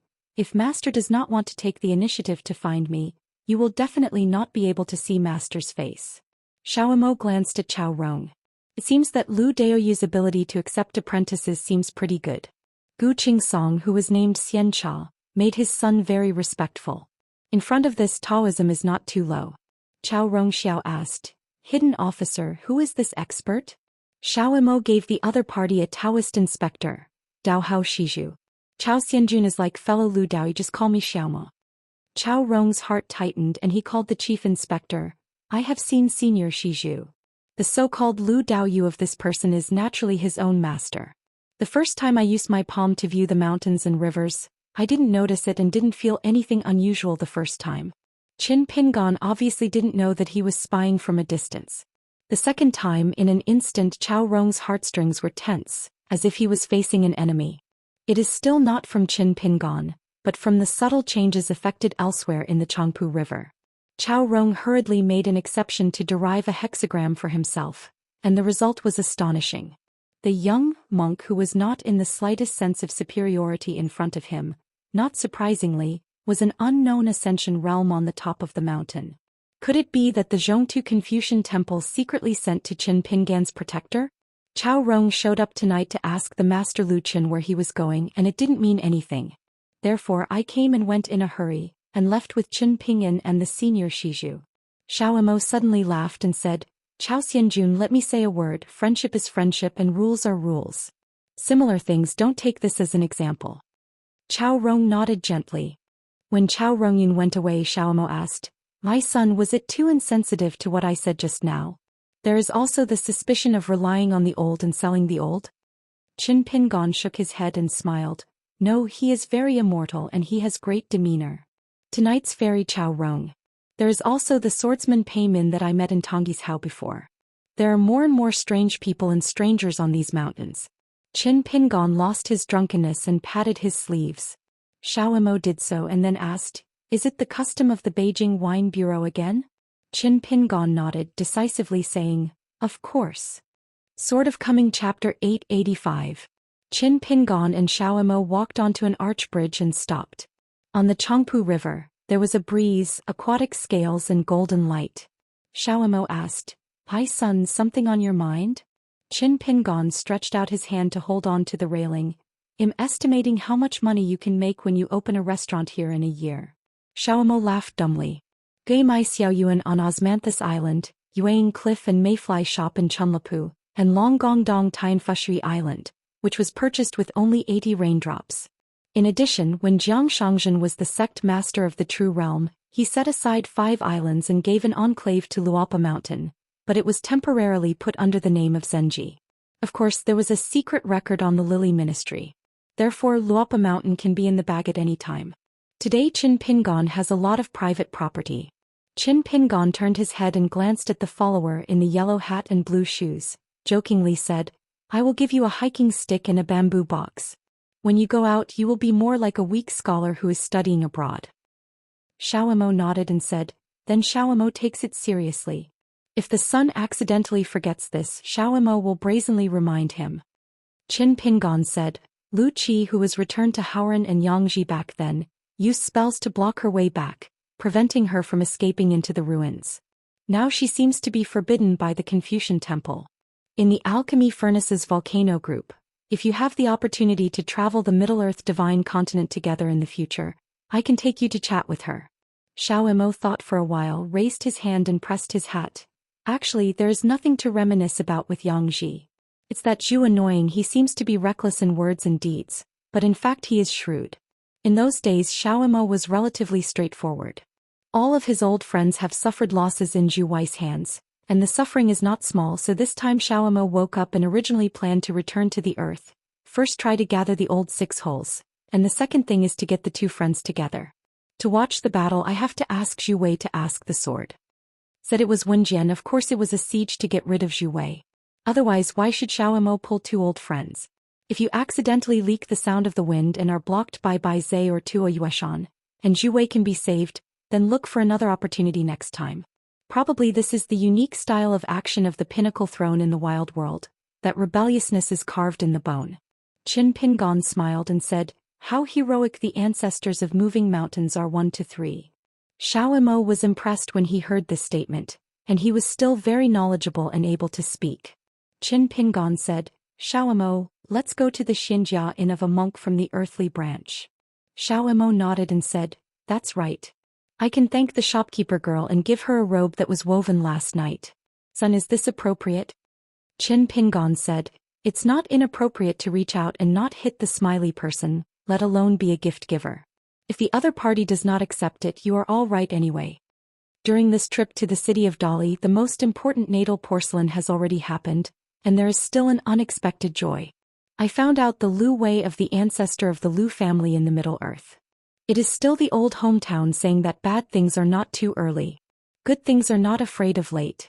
Qin Pingon will leave the capital as long as Ning Yao's retreat is over, but some things have to be finalized, such as Zhou Haijing, the martial artist of the Nine Realms. Her joining the earthly branch is a foregone conclusion. Her current hesitation is only due to her usual caution. But as long as Zhou Haijing still wants to seek revenge with Yu Hong, who is the first-class worshipper of Dali, and is the kind of pleasing revenge, she will definitely join the earthly branch and find a card for herself that is more than the first-class innocence card of Xingbu Big Amulet. Furthermore, returning to Dali capital this time, Lu Jia asked himself for 2 seals, indicating the content of the seal, which must be Sword Immortal and National Hand. The patriarch of the Zhao family in Tianshui, the creator of a national pavilion and the well-deserved master of calligraphy, gave Lu Qi 2 calligraphy and calligraphy tube copybooks, as many as 22, especially the one Yunjiatsing Yi Tai, amazed. And Qin Pingon is nothing more than the seal of the 2 parties in return. Such a reward is indeed the more the better. Ning Yao was still in retreat and Qin Pingon stopped going to the next room to seal it, worrying about distracting her. But if he did this in Renyun Iyun Tower, Qin Pingon would be a bit awkward. It's not a laugh. After all, the calligraphy skills of Brother Cui Huang are well known to the world. It is one of the 3 beautiful things. In Xianxia Inn it is more suitable for seal carving. Leaving the brightly lit Changpu River and Xiao Imo first walked to a relatively secluded alley, Qin Pingon used water and clouds to hide his figure. Yu Feng went to the Xianxia Inn. The 2 sides fell down and came to the entrance of the inn at the end of the alley, similar to the inn where the trainers stayed and rested. There are 7 or 8 places in Dali capital. Qin Pingon can pack tickets. This place must be the most deserted place in business. None of them.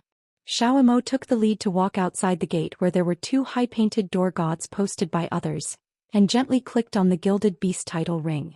After 3 slow taps, he waited for a long time before he walked out of the inn. The lady boss, female Tsai, is the ghost of the Golden Core realm.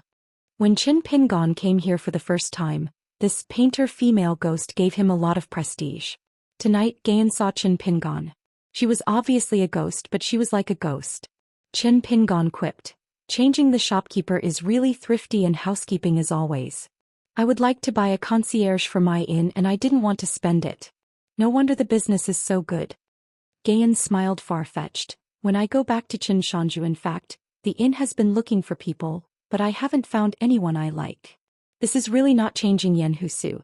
Regarding the inn concierge and the maid, she had discussed with Han Zhoujin and Yu Yu. Han Zhoujin meant to find some decent female trainers as long as they are clever. The temperament is gentle and does not cause trouble, so you don't have to care too much about their looks, but Yu Yu said where he could do it. Of course, you have to find some coquettish women who can kill people with their breasts. In the end, the 2 sides did not reach a result. Gai Yen took the 2 to an idle courtyard. Xiao Imo gave Gayan a robe, which was placed in a pocket green bamboo tube. Gayan's eyes were very greedy and she accepted it without saying a word. Qin Pingan's original intention was to find the Prince Song Su or the young Go Xiun tonight, and let them tell the rest of the monks. I never thought that tonight 9 monks from the earthly branch line would soon gather together, like Guling and the little novice monk, who realized that they had received temporary news and hurriedly arrived from the Jingshi Dailu Academy and the Translation Bureau, respectively. As for Yuan Huajing, several of them all left the snail dojo inside the inn, and when they got here, they all looked at Qin Pingon with strange eyes. Because at the inn during the day I just got a confidential spy from the Rishui Ferry. There have been 2 veritable changes in the wild world. After Qin Qingdu, Long Jun and Guanzhao 3 sword repairmen, 10,000 years later, the Great Wall of Sword Qi once again asked the sword and returned the gift to Yueshan. In the end there was a mountain of Tuoyue that disappeared and disappeared. In addition, after Dong Senging dragged the moon to fall into the world, there was another round of bright moon and bright colors, and was moved to the Qingming world by several sword immortals. As a result, there is only 1 round of moons left in the sky today. Yu asked cautiously, "Mr. Chen, right?" The girl who has always been audacious used a vague statement. According to the espionage of Dali, it seems that two Qin Pingon appeared in the world at the same time, one each in Howran and Barbarians. The key is that both of them are extremely high or the kind that can't be higher. According to Qin Tian, the deduction from the prison may be the 14th realm in the legend. The only difference is that the Taoist Qin Pingon wearing a lotus crown, carrying a sword and a number of sword immortals went deep into the barren hinterland, while alone, the Qingshan sword immortal in Beipingzu in the lower reaches of the south did not carry the sword. Qin Pingon asked, "What?" Yu blinked. Qin Pingon smiled and said, "You say yes." Then Qin Pingon opened the door straight to the point. "I came here today to tell you three things. First, the rules remain the same. As long as it is within the rules set by Brother Cui, I will not interfere with your practice too much, and I will not point fingers at your outside affairs. But if you are willing to fly swords and spread your faith, I will not interfere too much with your practice. Feng and Luopishan ask for advice and practice welcome. Knowing everything is endless. Secondly, every 10 years or so, I will ask for a resume, income and expenditure with the Ministry of Rights and Penalties, and examine your practice results.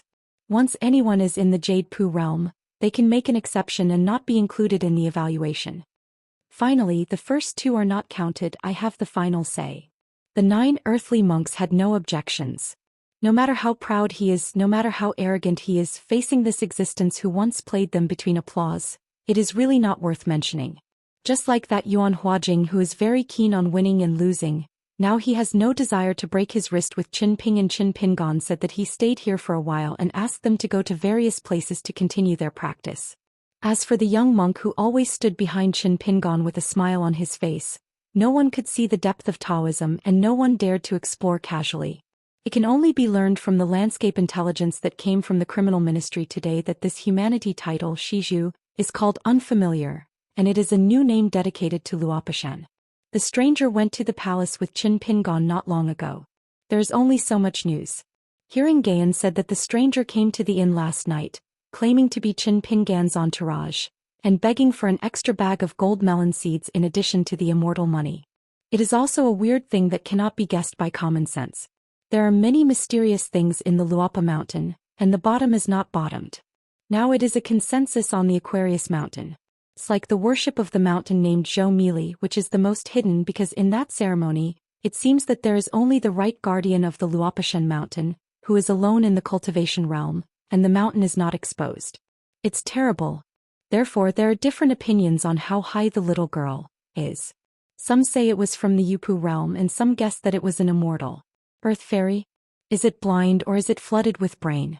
Can you live in the Luopa mountain where martial arts masters and Yuanying monks are not very valuable? Can you afford to protect the mountain? Besides, the young man in white with a mole on his eyebrows and the chief worshipper surnamed Zhou were obviously very respectful in the face of this right guardian. Sitting on the steps, Qin Pingon took out 2 pieces of plain seals from the nearby objects. Back then he partnered with Yan Zhuo to do business at Jianqi Great Wall, and left a lot of stone printing materials. Then sacrifice a sword fairy flying sword imitated by Hinjianshan Kalei. As for the imitation sword pine needle imitated from Gu Chui, Pei Min had already crushed it with 2 fingers. Qin Pingon held Kulei as a carving knife and began to seal the margin, which was exactly the content of the Yuan Jia Tsing Yi Tai, and the bottom was the word sword fairy at the end. As for the second seal of the national hand in the base paragraph, the side paragraph is the number in the family motto of the Zhao family in Tianshui. Qin Pingan's favorite is that the weather should be clear and high, the knowledge should be profound and far-reaching, and the standing should be strong and sincere. The color is suitable for softness and village. The seals of the 2 parties are respectively inscribed Qin Shirshi and Luo Pashan Qin Pinyin at the end of the side paragraph. It took quite an hour to Qin Pingon. If it is in the Great Wall of Jianqi because the seal has few side items, it is estimated that the 20-party seals will be available. Putting away the flying sword and coughing thunder, Qin Pingon held a seal in both hands, bowed his head and sighed lightly, blowing away some debris and dust in the gap between the seals, and raising his head with a smile. This is worthless. So. Xiaomo said, the sun is too modest. Putting the 2 seals into his sleeve, Qin Pingon took out a white jade Ganoderma lucidum. Seeing that Xiaomo was curiously looking at the 2 lines of inscriptions, he simply handed it to Xiaomo. Qin Pingon smiled and explained, I came to the inn earlier to perform the exercises. I learned from the old owner of this white jade Ganoderma lucidum. Seeing that the inscription had a beautiful meaning, Xiaomo couldn't help but praise it. 1,000 years of shining and flawless people, the home of Baishijilan Youxiang. It's a perfect match for my son. Such a gift is considered a realm. Therefore the immortal master with a generous shot must meet him if he has a chance in the future. Qin Pingon learned from the cloud and water body of the immortal Xianxia in the Zhou Xian Immortal Pavilion. Xianxia also has a magical technique that presses the bottom of the box. It has the reputation of water essence state on the mountain. It is a small world and is quite good. Qin Pingon, who traveled around Ao Pingzhou when he was in the 14th realm of Lu Xian's cultivation, was not idle at all, making the best use of everything, not wasting the least, and found a few pictures from the Xinhu bookstore. The time scroll of the fighting method, the stones of other mountains can be used to attack jade, the avenues can be deduced, and this method can be evolved. The water essence created by Xianxia is already a bit like a god. This is compared to pushing the secrets of the Dragon and Tiger Mountain Heavenly Master's mansion. That thunder game is much simpler. After Yuan Yang's battle on the river, the suspicious fairy Xianxia, because he received a secret letter from Qin Pingon, Xianxia quickly replied with a respectful letter, sending a piece of white jade Ganoderma lucidum of semi-immortal rank with merit. Forest.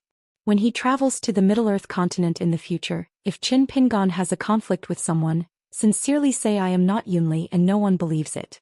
Xiaomo returned the white jade Ganoderma lucidum to Qin Pingon. Qin Pingon held the white jade Ganoderma lucidum and gently tapped the palm of his hand. When the site selection for the next sect was completed, and a period of retreat and practice, in order to return to the nascent soul stage and the ending stage, Qin Pingon planned to take Lu Jinglong to travel through the vast world. The route is almost Beiju Luzhou Iashao Zhongtu Shenzhou South Pasiozu, and then to Friazu all the way north to Jinjiazu and Luxiazu. In addition to the northern borders of Beiju Luzhou, Qin Pingon is already familiar with the roads, while Iashao, the Lu family of the god of wealth, and the Leigong temple of Peiaxiang are all going to be guests. As for Zhongtu Shenzhou, there are more places to visit or visit along the way, such as Longhushan Tianshifu Fulu Yuxuan's Laoqing Fudi, Suheidong Tianqing Shinshan, Chao Sis Duduan dynasty. Yupanshui was the mysterious dynasty of the supreme emperor. Not to mention the many victorious places recorded in the Shanhazi and the supplementary Book of Gods. Qin Pingon looked up, but there was a flash of light in the night not far away, and a cultivator seemed to be evading away from the wind, and then followed by a sword light, instantly pulling out 100-meter-long golden lightning. The trainer flees in a hurry, changing the route several times, still being wrapped around the ankle by that shadowy golden rope, and then one is violently pulled to the ground and the one who flees, and the one who is chasing is not a monk of the earth immortal. The place where Jian Guang and the Qi trainer fell together, only 1 mile away from the inn. Qin Pingon smiled and said, I'm idle and I'm idle. Let's see the excitement. In this well-regulated Dali capital, there are even Qi trainers who dare to volley and fight against others without authorization? Except for the royal worship of the Song family of Dai, the only people who can stay in the air are the owners of the innocent card recorded in the Department of Punishment of Dai. Like Qin Pingon, every time he travels in the capital he has to put on a piece of the Ministry of Justice's last innocence card to pretend. Moved with Xiaomo, shrank the mountains and rivers and came to the place where Jinguang fell. Dai capital occupies a huge area. The inn is neither rich nor expensive, only slightly better than Zhou Heijing's foothold in the capital. There seemed to be people fighting in groups on the street, and the 2 big gangs in Wenzhou confronted each other, seeing that they were all in the rivers and lakes. It doesn't look like he would go to a table for a drink after he finished his ruthless talk. It was going to be true. If the 2 groups of people are added together, even if you don't count the hidden piles that are secretly mixed in the flow of watching guests, there must be a number 140 or 50. Qin Pingon squatted on the wall of the outer wall of a house, with his shoulders shrunk, his arms folded like a farmer looking at the field. Xiaomo sat aside and found that there were a lot of people coming here to watch the excitement in the nearby streets. He was not at all afraid of things. Instead of closing the door to hide from wrongs, he swarmed because the faraway training Qimon was Jinguang. Pulling back to the ground, the sound of falling to the ground was not small, and the two groups were confronting each other in the street, making it noisy. In the nearby house, even those who had been sleeping and resting had to be awakened. In the middle of the street, the man who sacrificed the flying sword was a small old man in brocade clothes. After holding one hand, he pinched with and shook it gently. The victory is in hand, the old is in. On the top of the old man's head, the hair was sparse, like a dry field that hadn't grabbed the canal water. Only a few weeds were far away from each other. It's just a bit better than the rice field after the autumn harvest. But if you follow Xiaomo's rhetoric, it's this old predecessor who doesn't look amazing looking at Gu Panzixiong who can't be beaten. Since the old sword fairy did not take the flying sword, the golden light that the flying sword turned into still wrapped around the opponent's ankle. As the old man moved his fingers together, the young monk who was imprisoned by the sword light was full of sword energy at his ankle. The man showed pain on his face, sweat oozing from his forehead, but he didn't beg for mercy, but stared at the old man fiercely.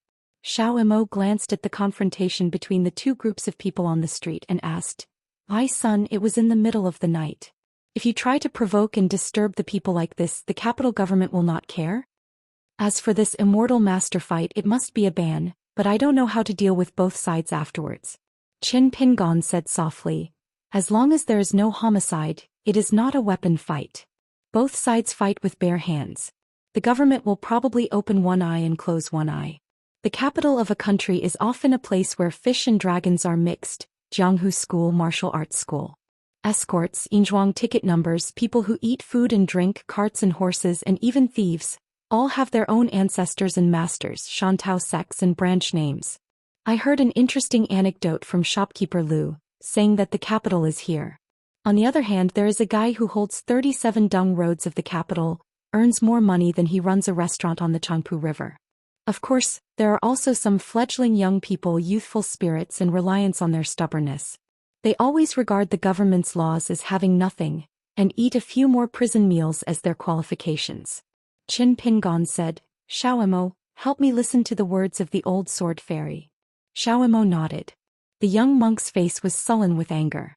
Old Jianxiu laughed loudly and said, "If you are wronged, what do you kid do? Will you be wronged by the torture bureau? It's obviously a guilty conscience." At the same time he said with heartfelt words, "I'm afraid that your kid won't run. If that's not the case, I really can't do anything to you." Old Jianxiu shook his head and said, "As a cultivator you can protect yourself from the wind over the capital, but the first-class prohibition, why bother? It's not that you can't sit down and talk slowly. Fan Gang is the most reasonable person." "My heart's words are different. Bad bastard, I will leave you tonight. Even if the Ministry of Rights convicts you afterwards and the Ministry of Criminal Affairs pursues the blame, it is still much better than you. Open your eyes and speak nonsense. Wise people speak silly things." By the end of the war, the Dai dynasty still managed the Immortal family on the mountain very strictly, but now the Song court treats the affairs of the rivers and lakes and the people in the martial arts, especially on the internet, and is extremely tolerant. As long as it does not make too much trouble, the size of the capital, the Yamen didn't care about the affairs of the world, so Daoist genres of the rivers and lakes sprung up like bamboo shoots after a rain, and many rangers from various countries in the south of Dali accompanied the capital to go north together with merchants. Perceiving the inquiring sight of Xiao turning his head, Qin Pingon said indifferently, "The quality of people is easily confused with the right or wrong of things. The laws of the Dali dynasty have always been right and wrong." There was a martial arts hall nearby and a group of young men came. The martial arts hall had strict rules and night restrictions. The master still didn't allow them to have trouble outside, so he could only sneak out to join in the fun. At the moment he looked up and saw that someone was already on the wall. One of Kong Wu's powerful young men asked, "Brother, where is this place?" Qin Pingon moved to Xiaomo's side to make some space and smiled, "Just us, you are free." One by one they rushed forward quickly towards the top of the wall, leaped high and climbed on the top of the wall with both hands, and then suddenly raised their breath and reached the top of the wall. It was a long simmering dispute between the sects of the Jianghu sect, and it was just twisted, and somehow it got involved with the gang of gods on the mountain like dumplings taking turns in the pot, a rare opportunity. The man asked in a low voice, "Brothers are also Lianjiazi?" Breathing calmly, "There is so much air. Of course if you can climb this high wall, you won't be the kind of scholar who can't hold a chicken." Qin Pingon smiled and said, "After a few days of practicing martial arts, I will be able to use martial arts skills. I am a trader at home and I need to travel north and south frequently and I will be more stable. There was a young martial artist squatting next to the man, secretly turning his face and performing martial arts skills. He must be a rich man who had read a few broken books. The man continued to ask, "This brother, I have heard that Yangyuan Martial Arts Hall, our Wu Hall master. Although he is not very old, he is a well-known hero in the rivers and lakes of Jiangyi." Qin Pingon said, "I am ignorant. Regardless of whether the owner is a good man, the martial arts center must be short of money anyway. Otherwise, if you don't just see an individual on the road, you will have to be drawn into the group and be taken as a money bag. The Jianghu school needs a gold master. In fact, it needs a few big pilgrims in the shrines and temples of the gods of mountains and rivers." Seeing that the man seemed to be lacking in interest, the man still couldn't give up. "Big brother, the hero Situqioding, who is nicknamed Six-Armed Fist, has always heard of it? That is a famous martial arts master. It's the handle in the northern part of the capital. Some government officials have to ask his old man to come forward. The owner of the museum often drank with Situ heroes." Qin Pingon nodded. "I really heard that. In fact, the other party is not too old. He is a pure martial artist who got a sum of money for medicine from his master disciple. I don't know what this six-armed martial arts hero thinks. It seems that the bag of money was also enshrined. If Pei Qian had the same temper when he was a child, the hero would end up worrying. However, a golden martial artist mixed with the rivers and lakes is really enough. I think I strayed into the lotus root blessed land, a world, a master cultivator and a knife sharpener Lu Zhong. They were not yet able to make the golden martial arts realm. Of course, this old master deliberately did it, coupled with the invisible suppression of the avenues of the blessed land. Related? The man asked, "Brothers are outsiders, right?" Qin Pingon put out his sleeves with both hands, turned his head and clasped his fists with a smile. "Brother has a good eye. He is indeed a foreigner from a small place. His surname is Chao Mingma." The man nodded, didn't know how to pretend to understand, didn't know the words, so he didn't delay the address anyway. Qin Pingon smiled and added, "Spit moo." A handsome young man walked out of the street, twisting a hip flask with 2 fingers, drunk, wearing a crane cloak and drunk eyes. The man's eyes lit up. "Brother Chao, let's be the capital, hidden dragons and crouching tigers. If there is a group of old masters who have reached the pinnacle of martial arts, they will have the momentum of thunder, and they will not lose the gods on the mountains and the 4 beauties and the 4 big young masters, all talented, are the martial arts wizards such as this one, is one of the young masters, and Brother Chao are both foreigners, only 3 to 5 years in the capital. They have made a big name. It is said that I often go in and out of Cheer Street. Qi practitioners only have mountains in their eyes and martial artists have only rivers and lakes in their eyes." The brothers and brothers beside the man, so many storytellers on flyovers and restaurants, didn't listen to them for nothing and didn't spend money in vain. A martial arts teenager on the wall twisted his ass, but he came out with a fart. The man turned his head and smiled and cursed, "Sounding fart is not stinky. It's better when you get to your side so you don't eat garlic cloves. Now it's okay, you can kill people with a fart. You guys just relax and listen." Said that the daughter of this family is weak now, and your moves so much, carefully scaring her soul away. "Lu Xiaokui, keep your mouth clean, what nonsense." It turned out that in the house 2 young girls were just about to take a ladder against the wall. A slender woman was twisting a kerchief, gently pressing her nose and frowning slightly. On the side, 2 girls who looked like maids were responsible for reaching out and supporting the ladder so that my lady could look at the scene outside. One of the maids was more pungent. At the moment, with her hands on her hips, she glared at the man on the wall who couldn't spit out ivory from the dog's mouth. Opposing. It's just that none of the 3 rushed people. Another maid hurriedly reminded, be quiet, let the master know we will not be able to eat, and we will also cause the young lady to be restrained." The man named Lu Xiaokui turned around and squatted and said with a smile, "Yeah, isn't this girl Fengxing? I heard that you hired a Taoist priest in front of you to do this. Now there is a life in the house. Is there any Taoist who took the initiative to go to the door to help exorcise evil spirits? Dudi? I don't look like a serious person. Don't be scammed. If you want me to say it, please ask our curator to help you watch the night at your house.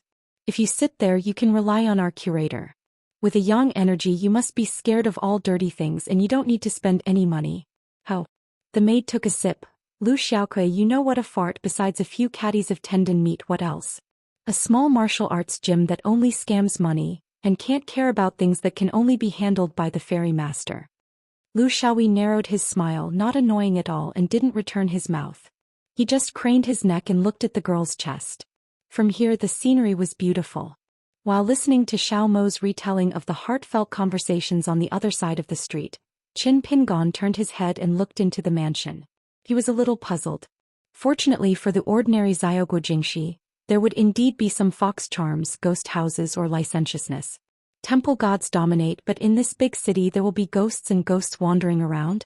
Except for the capital city god temple and the capital land temple, there are many other government officials here. Just the day and night wandering gods can make the spirits, ghosts, evil spirits and evil spirits unable to eat. How dare you to wander around here wantonly? This is like a little thief who does not enter the stream. Openly at the gate of the county office in broad daylight, cheating against the county lieutenant who specializes in catching theft. You arrest me, are you here to kill me? Inside this well-respected house, there is indeed a thread of an evil spirit, which is not stable but it is very shallow. It is necessary to bypass the places where the door gods are posted, and only linger in the shadows around the house. The yang energy is slightly heavier. You can let them give way. Qin Pingon looked at the expressions of the three women at the corner of the wall, and there was nothing unusual. This kind of situation occurs. One is that some people are weak, the soul is unstable and the yang is insufficient, and they also violate the taboo outside the home, which provokes the so-called dirty things to enter the door, and the other is that the family has a bad morality, and the house loses the shelter of the ancestors. It's just that this family doesn't look alike in either case. It was mostly the quagmire of the Daoist priest who went in with his left hand and the right hand. He looked for these wealthy portals with small family backgrounds, and made some noise first to scare people and cheat money. It's like the door can stop the evil spirits and evil spirits, but can't stop the ghosts and ghosts. The plump maid stretched out her hand to cover her chest, and stared fiercely at the row of sparrow-like sparrows on the wall. Among them were two raw faces, especially one of them. She was still looking into her courtyard at this moment. He turned his head and reminded him in a low voice, "Miss, I think that mate and Lu Xiaochu are not good people." Qin Pingon withdrew his gaze and smiled. Was implicated. Xiao Mo smiled and retorted, "The girl misunderstood my son is a gentleman." The girl sneered and said, "He, gentleman Liang Shang is right." At the same time Xiao Mo relayed his heartfelt words, "Yeah, really handsome and quite bookish. Could it be a foreigner who went to Beijing to rush for the exam?" Qin Pingon was puzzled. Xiao Mo explained with a smile, "It's the voice of the Fengsheng girl." Qin Pingon silently records down the street the faces of those chi trainers and grandmasters of Jianghu, then asked, "Xiao Mo, can you find the guy who made the side money?" Xiao Mo nodded and said, "Easy." Qin Pingon said, "Then move the place, let's go to meet this Taoist priest who is making money in a good way." For some reason Qin Pingon was in the dark, always feeling that this was a temporary blessing and misfortune. Chance. It's not too big, it's dispensable and it's illusory. For Qin Pingon this kind of ups and downs of mood can be regarded as extremely rare. Even when encountering Sun Xuban who claimed to be a poor ghost who couldn't keep money, Qin Pingon only realized afterwards that Xianxia was actually a reincarnation of a god. After being taken by Xiao Mo to a nearby ordinary inn, the two appeared outside a slightly shabby house out of thin air. The door bolt fell off by itself. Qin Pingon hesitated and pushed in. There was a young Taoist sitting cross-legged, his old Taoist robe was whitewashed, and he was reading a Taoist book at night with the lamp on. There was a bowl of wine on the table and 2 dishes to go with. When Qin Pingon and Xiao Mo showed up, that the young Taoist turned his head slowly and said with a calm expression, "It's finally here." Qin Pingon squinted his eyes when he heard this opening remark. The young Taoist priest still did not get up, but raised his head and looked at the 2 guys who had crossed the threshold, among them the young man in yellow hat and blue shoes, and closed the door. The young Taoist priest closed his hand with a rough engraved copy of Taoist classics, and sat so motionless as a mountain, leaning forward a little and hitting his head, the immeasurable heavenly master of Fusheng. Then put your fingers together, move an idle wine glass slightly forward on the table, and then stretch out a palm towards the 2 uninvited guests and smile freely. Yun Shui Dezhong, the visitors are guests, only turbid wine 1 cup, poor people, poor hospitality. As for the two of you, who is drinking depends on your own destiny. My son, he looks like a cultivator of the lower 5 realms. He looks calm on the surface, but his heartstrings trembled and he was very flustered. Xiao said heartily, Unless it's an ascendant monk who is better at hiding his identity than Lu Wei and Chao Rong, and he must be the peak of ascension and he prefers to play in the world. Qin Pingon sat blankly across the table from the young Taoist priest, took the wine glass, picked up the jug and poured himself a glass of wine silently. The young Taoist priest shook his head and smiled. The immortal on the mountain is really ignorant and the world is stubborn and stupid. I stretched out another finger and tapped the rim of my wine glass gently. I have been working for a long time, and it is not early to enter the mountain. Xiao stood behind Qin Pingon and he was confused. Is this guy playing the front? Ouch, it hurts. Suddenly the young Taoist priest began to grin. It turned out that Qin Pingon came to him and grabbed one of his arms. Qin Pingon said, We are members of the Yamen. You know what you have committed. The young Taoist face was pale and he said loudly, I was wrong. I shouldn't go to that house to pretend to be a ghost. As soon as I heard that the two were government officials, the Taoist priest could no longer pretend to be, and the bamboo tube was like beans and he told him the trick of being deceived and kidnapped. Of course, a vassal country from the central part of Dali does not have any Taoist salvation, let alone wearing a Taoist crown. After all, pretending to be a Taoist wandering around and a Taoist who pretends to be a certain Taoist family, the guilt is big and the difference is different. One is under the control of the imperial court, and the other is going to be under the control of the immortal master of the Taoist monk on the mountain. Qin Pingon let go and glanced at this bold young Taoist priest. No matter how he looked at it, he couldn't see the slightest way. The young Taoist priest cried and rubbed his arms. He felt painful and asked timidly, Dare to ask the two officials, 30 taels of silver, how many boards have to be struck by the Yamen and Dali capital, how long will you eat in prison?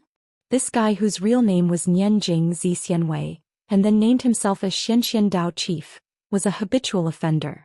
Qin Pingon asked with a smile. Master Zhou Xian, you earned 30 taels of silver in that ritual. How many taels are left on your body right now? The young Taoist priest glanced at the books and hip flasks on the table. The capital is expensive and there is not much left, only 7 or 8. Qin Pingon twitched the corner of his mouth, and the young Taoist priest immediately changed his words. If you return to the official, if you add savings, you must have 20 taels of silver. Qin Pingon began to look around. The young Taoist sniffed his nose, his heart was cut and he trembled. There is still a gold ingot. Xiao thought it was a bit funny and this kid didn't have a good time shit. It was just that Xiao had to take a step back subconsciously in an instant, but with his extremely tenacious Taoism he could not move. But Xiao came to Qin Pingon instead, just about to speak his heart. Never thought that Qin Pingon had already spoken. Said, It's okay. I already know. Xiao sacrificed his life flying sword for the first time and it was all 4 of them. Qin Pingon reminded with his heartfelt voice, Take the flying sword. Xiao hesitated to speak, but seeing his son's expression firm, he had to silently retract his sword. It turned out that the young man who pretended to be a Taoist priest had a wooden hairpin in his bun. The style was simple and unique. Xiao is so familiar with that Daozhan. Although the wooden hairpin on the head of the young Taoist priest in front of him is definitely not the one it was in the past, the same style alone has already shaken Xiao's heartstrings. Qin Pingon still sat on the spot, his expression unchanged. Probably this is the cause and effect that he personally beat that fairy hairpin city into 2 pieces in the wild world. It seems that you have guessed the identity of the poor Dao. The young man smiled, stood up slowly, shook the sleeves of the 2 Dao robes and was about to speak. But he started to say, Hey again, it hurts, his hand is about to break, the official is forgiving. No matter how good at observing words and feelings, no matter how clever tongue is nonsense, he can't hold back a word of pain. These officials are just reckless, they like to be rough and they are too innocent. Taking the Xianxia Daoist out of the inn, the young Taoist priest slung the package, and of course he did not forget to settle the room fee at the counter. The young official with a bad temper said that he was asked to live in a more spacious place. The young man sighed. The prison food was not delicious. Inexplicably, he gave him a piece of yellow paper talisman, saying it was a light talisman with yang qi, and asked him to go to that house tomorrow to post it at the entrance of the ancestral hall. I thought it was going to the Yamen, but I didn't want to walk all the way. The young Taoist walked with sweat and finally came to an alley. The young Taoist stopped abruptly, looked panicked, and took the initiative to take the package and hand it to it. The guy next to him, who called himself Chow Imo, fought with his teeth. You can overdo it, don't commit any crimes. With that gold ingot, all my belongings are worth less than 100 taels of silver, so you can't commit murder. Speaking of later, the young people leaned back against the wall and they all cried a little bit. Lu Jia and Zhao Duanming stayed inside the Baiyu dojo watching this good scene outside the alley. The master and the disciple looked at each other. Did Mr. Qin bring a living treasure back? You can keep the burden on your own. I don't like this little money. The year. Forget it, it's easier to call you Xianwei. As for the real name, I'll leave it. Qin Pingon waved his hand and said with a smile. By the way, I am from the mountain. From now on you will follow me in cultivating. That sluggish and speechless Immortal way, as if listening to a heavenly book, was uncertain in his heart.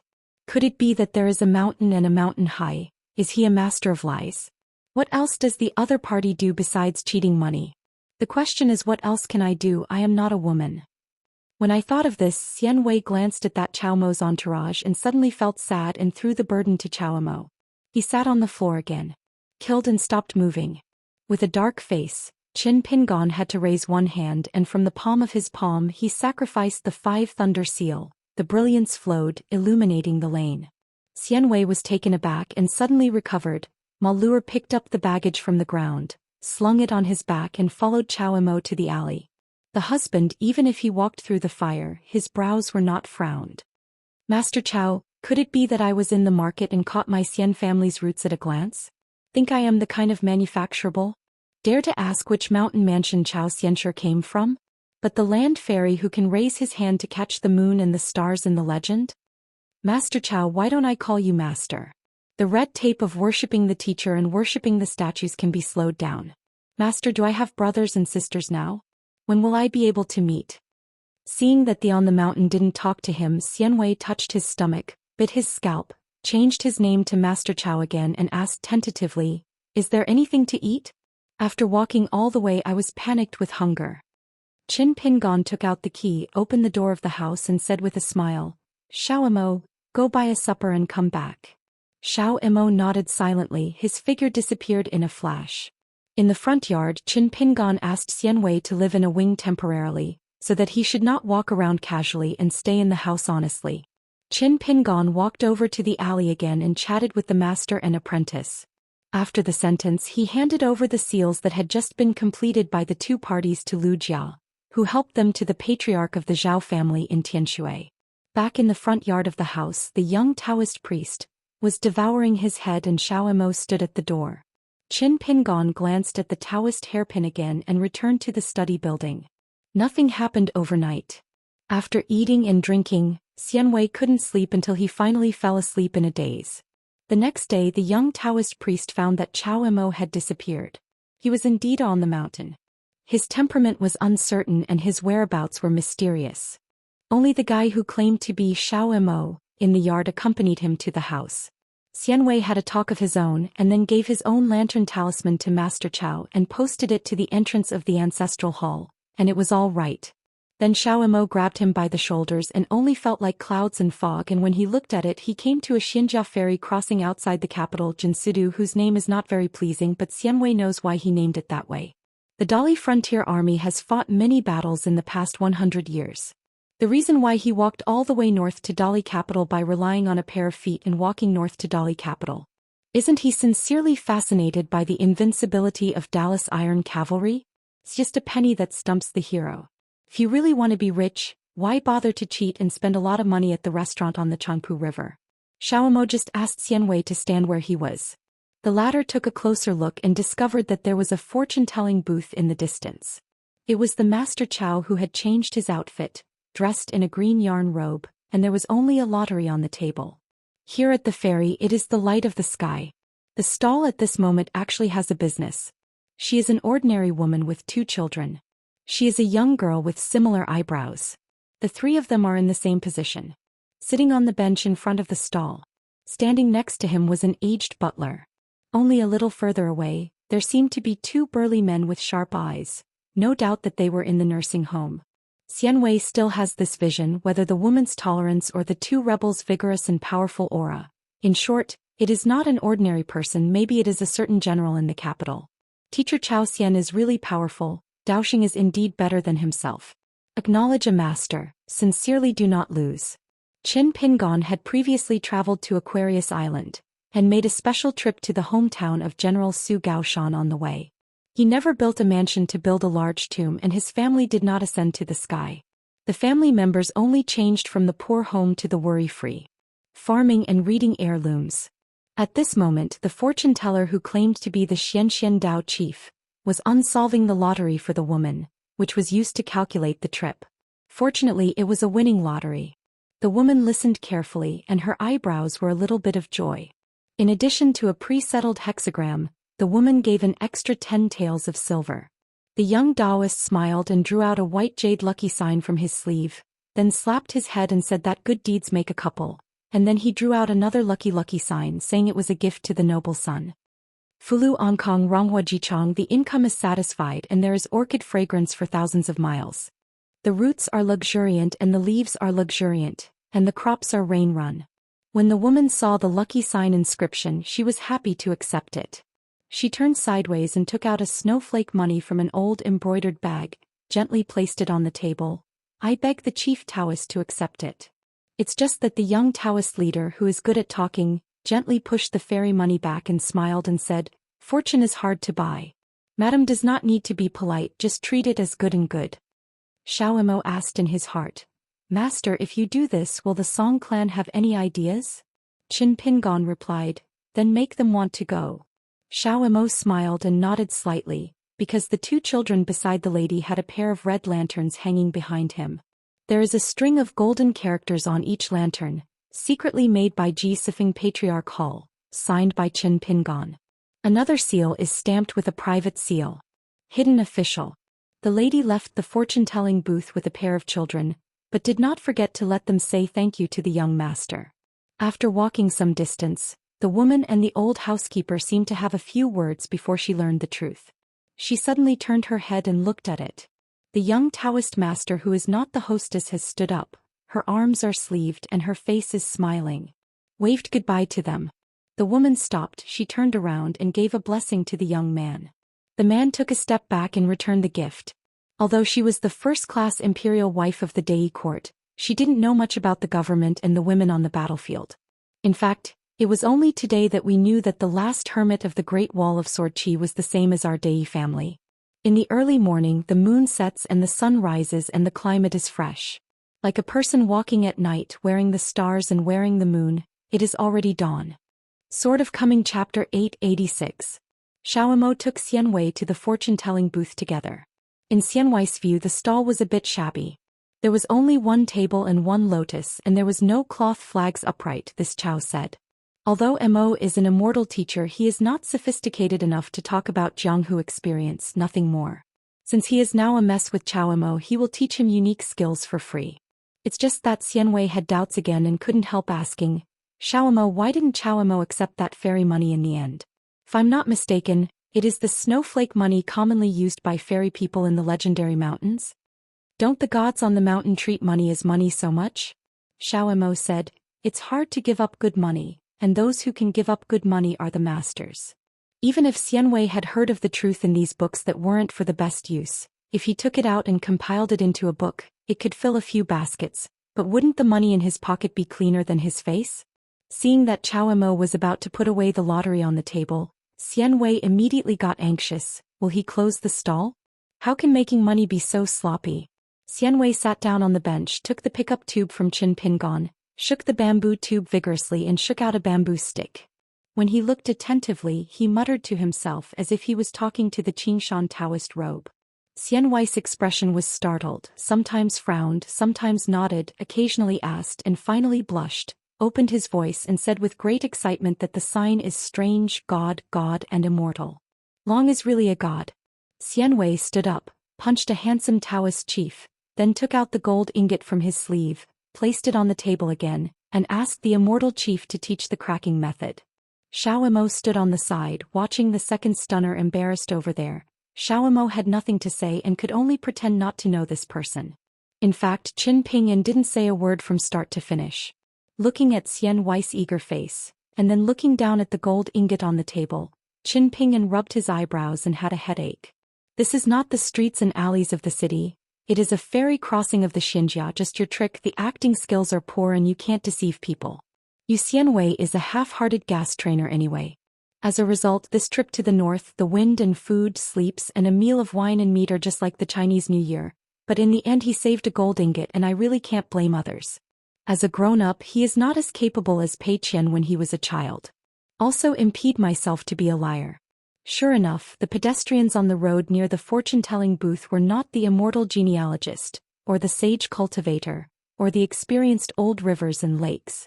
They all looked at the fairy with the eyes of a fool. The two scammers had to be short of money before they came here to pretend to be a ghost. Most of them are so poor that they can't get rid of the pot, so they can't choose their way in such a panic. It's like setting up a fortune-telling booth at the gate of the Heavenly Master's mansion on Longhu Mountain, playing wild chess among the colorful clouds in Baidi City. How much money can you make? Qin Pingyan lifted his chin, and Xianwei also found that nearby pedestrians were intentionally or unintentionally away from the fortune-telling booth, so he had to put away the gold ingot and put it in the wing of the house with the package. He was worried that he would be caught by a thief. If you complain, you have to carry it with you to be at ease. Qin Pingyan put the lottery made temporarily last night into his sleeves, and then reminded Xianwei that he could get up.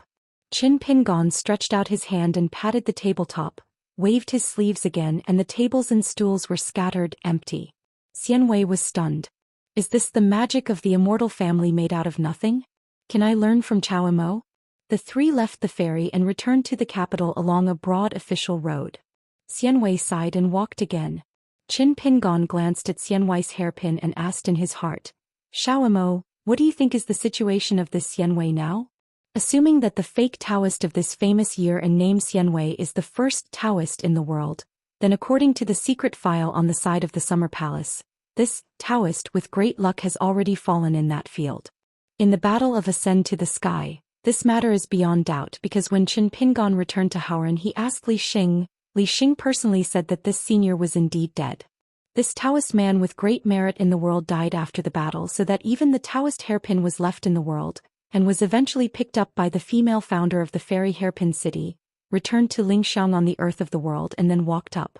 On the road of cultivation she sits on the blessed land of Yaoguang, but concentrates on trying to build a fairy hairpin city that is as high as the sky. Generally speaking, this Taoist should be reincarnated like a soldier. And the immortal way next to Qin Pingyan at the moment, it is very likely that some of the soul remnants of that Taoist, the reincarnation of the gods of the old part of the ancient heavens, can rely on pure divinity. This real body is like falling into a long sleep. Whether it is entrusted to a human or a monster monk, the skin of the decayed life and death, the divinity cannot be reduced or increased. The problem is that Xianwei is a cultivator, not a god. It is reasonable to say that the soldier solution, that started 10,000 years ago with each reincarnation, the old souls will continue to disperse, and new souls will continue to be filled. The more it is, it will only make the immortal way and others of later generations less and less like the earliest Taoist. Unless that Taoist in 10,000 years, in fact, there have been only a few or even one reincarnation of soldiers. Chao Mo was a little embarrassed. On this matter, Chao Mo didn't dare to say anything nonsense. The sun asked you blind. When it comes to the reincarnation of the cultivator, Chao Mo is a real layman because 10,000 years ago, regardless of the human race or the monster race, the monks lived and died for almost one lifetime.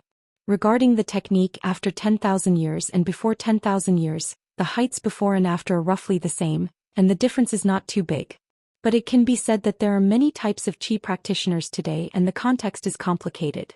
They only talk about the number and breadth, not talking about the pure killing power and the high level of Taoism.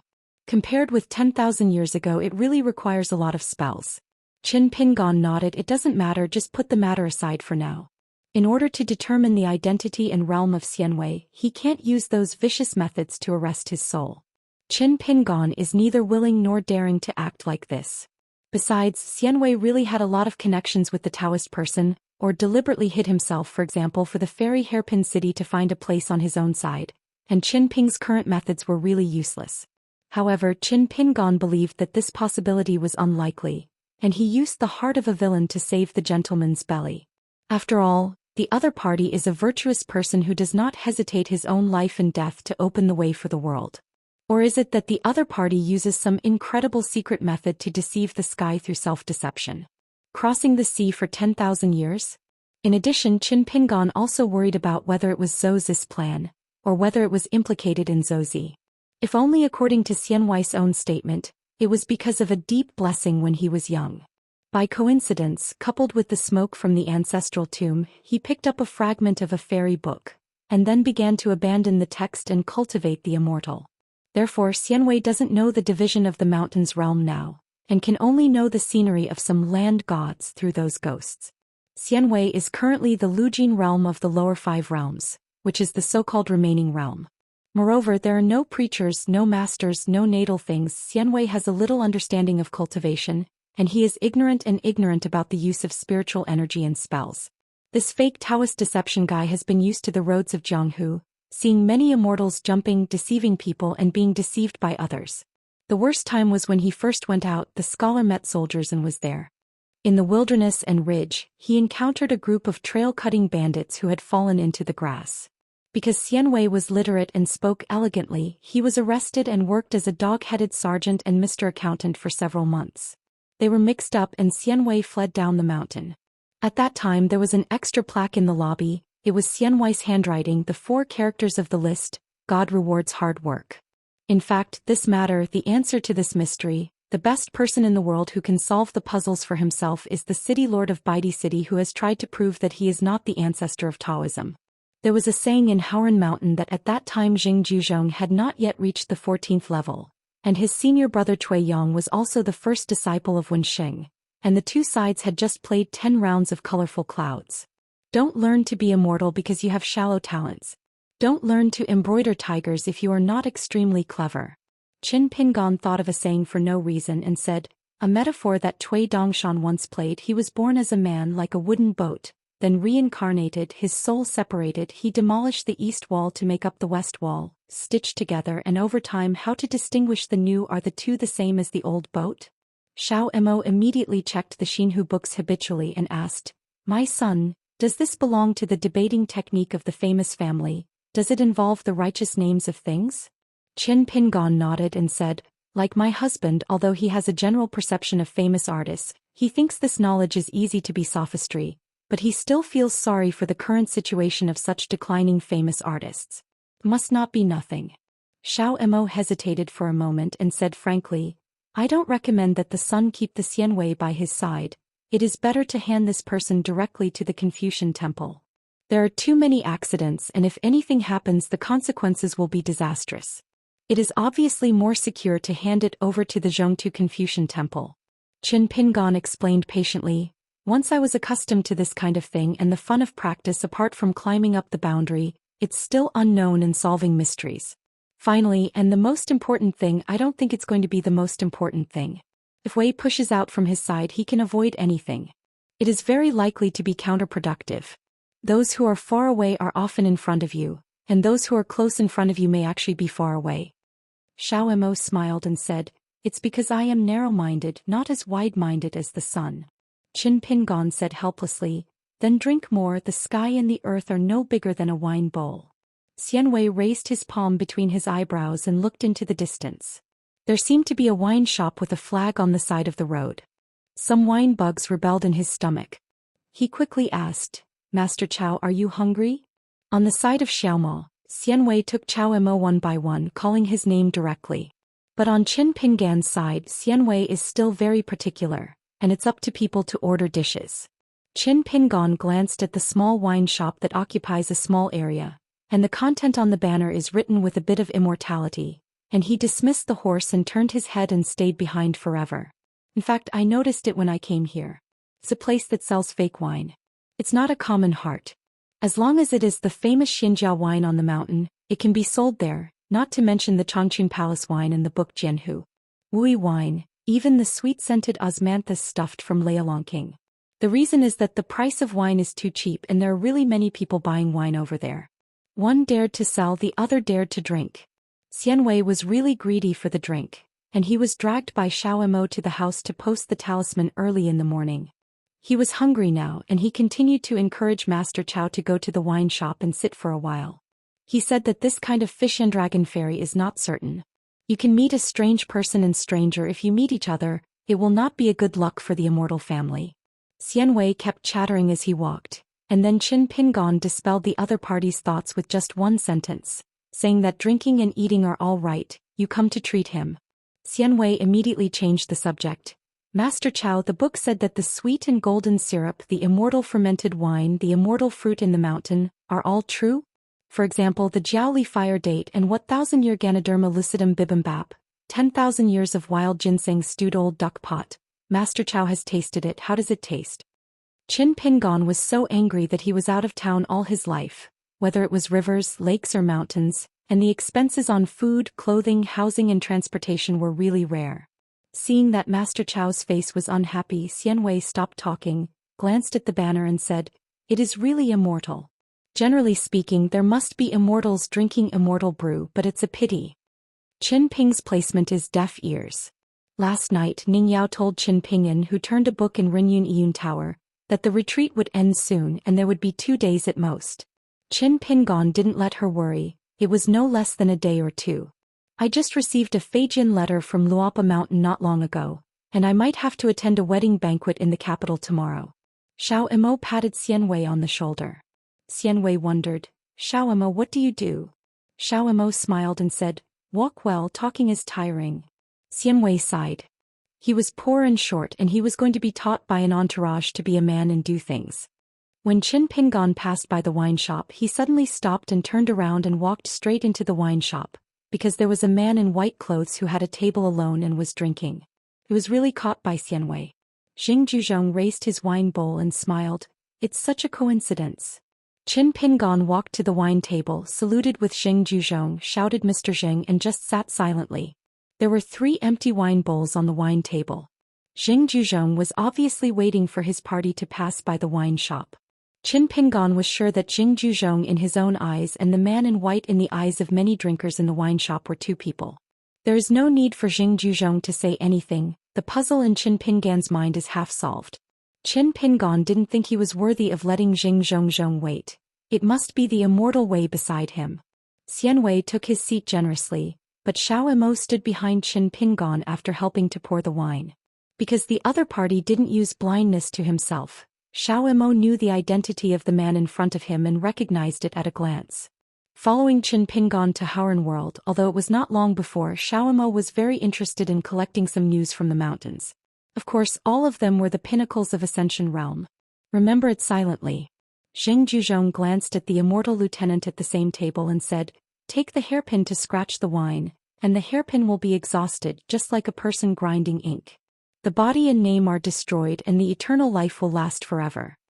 Xianwei is happy. "Good fellow, if you want to talk about these vain heads, I can't beat Master Chow, so I'm afraid of you." Twisting the wine bowl with 2 fingers without having to brew any words, the young Taoist priest started talking nonsense seriously, shaking the wine bowl gently, sniffing and smiling. "The road is 1 foot high and the devil is 1 foot high and there are many lives. Just call Naiha." Qin Pingan's eyelids trembled.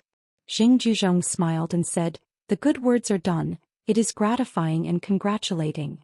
Xianwei complained and said, "The life of the sky is like a boat on a dry land. What can I do? Can I be against the sky? Anyway, it's the same purpose. How can words be controlled and how people can come?" Xing Juzhong smiled, stood up and left.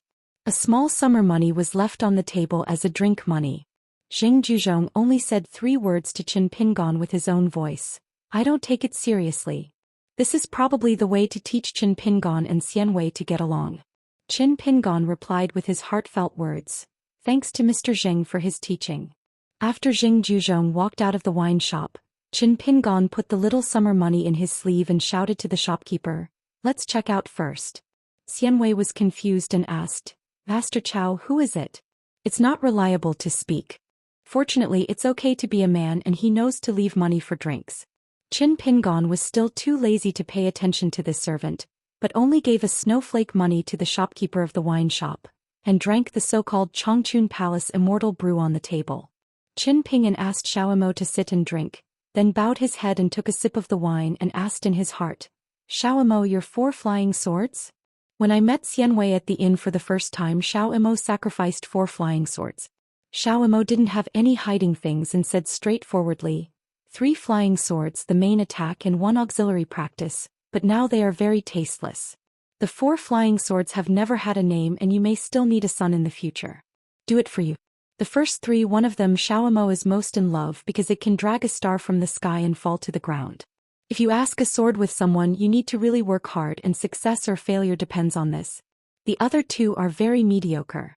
A magical power that can imitate other people's flying swords, but unfortunately it won't last too long. It will also drop a rank and reduce its killing power. It's better than nothing. There is also a flying sword that can temporarily create a prison and imprison Daoists. The soul still belongs to the slanting edge of the sword, not the right path of swordsmanship, so when I asked people about the sword in the early years, I didn't like to sacrifice these flying swords. They were fancy and impractical. The last flying sword is extremely beneficial to practice in the early stage. It used to make me climb quite quickly. Of course, it is not worth mentioning compared to the power of the sun. This sword can allow me to absorb the world without any refining. His aura within 1,000 miles became what the Qi practitioners call a land of nowhere, and I can take off the sword and transfer to other places to practice. In my early years I waited for me to be among the immortals. Now the immortal realm. After that, this flying sword is meaningless, so I have a taste of it. In the future I will be with the sun. If I meet the sword fairy embryo, Xiao will also accept a few direct disciples and teach them swordsmanship carefully until one day I find a suitable person to be my close disciple, as long as the other party Dao Xian is tough enough. So I stripped out this natal flying sword and gave it to this proud disciple. Qin Pingon smiled. Little Imo, don't just talk, drink more. Xiao Imo had a look of anticipation and asked, "My son in our fallen mountain, is there a suitable candidate now? If there happens to be such a sword fairy embryo on the mountain, I don't have to bother so much, just find a close disciple." It's not a joke. Qin Pingon took a sip of wine, waved his hand and declined and said, "You don't have a joke like you, take your time." Seeing that Xianwei looked in a trance, Qin Pingon asked, "What's wrong?" Xianwei patted his stomach and said aggrieved, "I can't drink enough alcohol, I'm hungry." Where did he think of this wine shop before, which only sells drinks but not food? Moreover, the shopkeeper of the wine shop is only a man, who has a great discrepancy with the book, and the woman who sells the wine is round and jade, ready to come out. Qin Pingon smiled and said, "When you get to the capital, let Xiaomo help you buy an earlier meal." Xianwei frowned when he heard it and said, "There are still more than 12 miles away. Master Chow, with my feet, walk back slowly not to delay your work." Qin Pingon smiled and turned his head to look outside the wine shop, with people coming and going and passing by. Things that go with wine. Moonlight, beauty, bad words. Hometown misdream. Qin Pingon and other Xianwei drank the wine slowly. The 3 of them left the wine shop together. Xianwei lingered. When he thought that there was still such a long way to go, he felt stunned and lacking energy. Fortunately, Master Chow was considerate and abducted, leaving the official way, by the shallow water of the reed flower. Let Xiao Imo grab the shoulder of Xianwei, while Qin Pingon used his own water and cloud body and returned to the capital together. The 3 of them came to a small Taoist temple where the door face did not show the slightest identity. Xianwei nibbled on the sesame seed cakes that Xiao Imo had bought with help. The 2 rolled together. They were stuffed with dried plums and vegetables. They were delicious and they were full. Qin Pingon stood on the street outside this Jingshi Dao's Xianxia office with arms folded in his hands, as if he was not in a hurry to get started.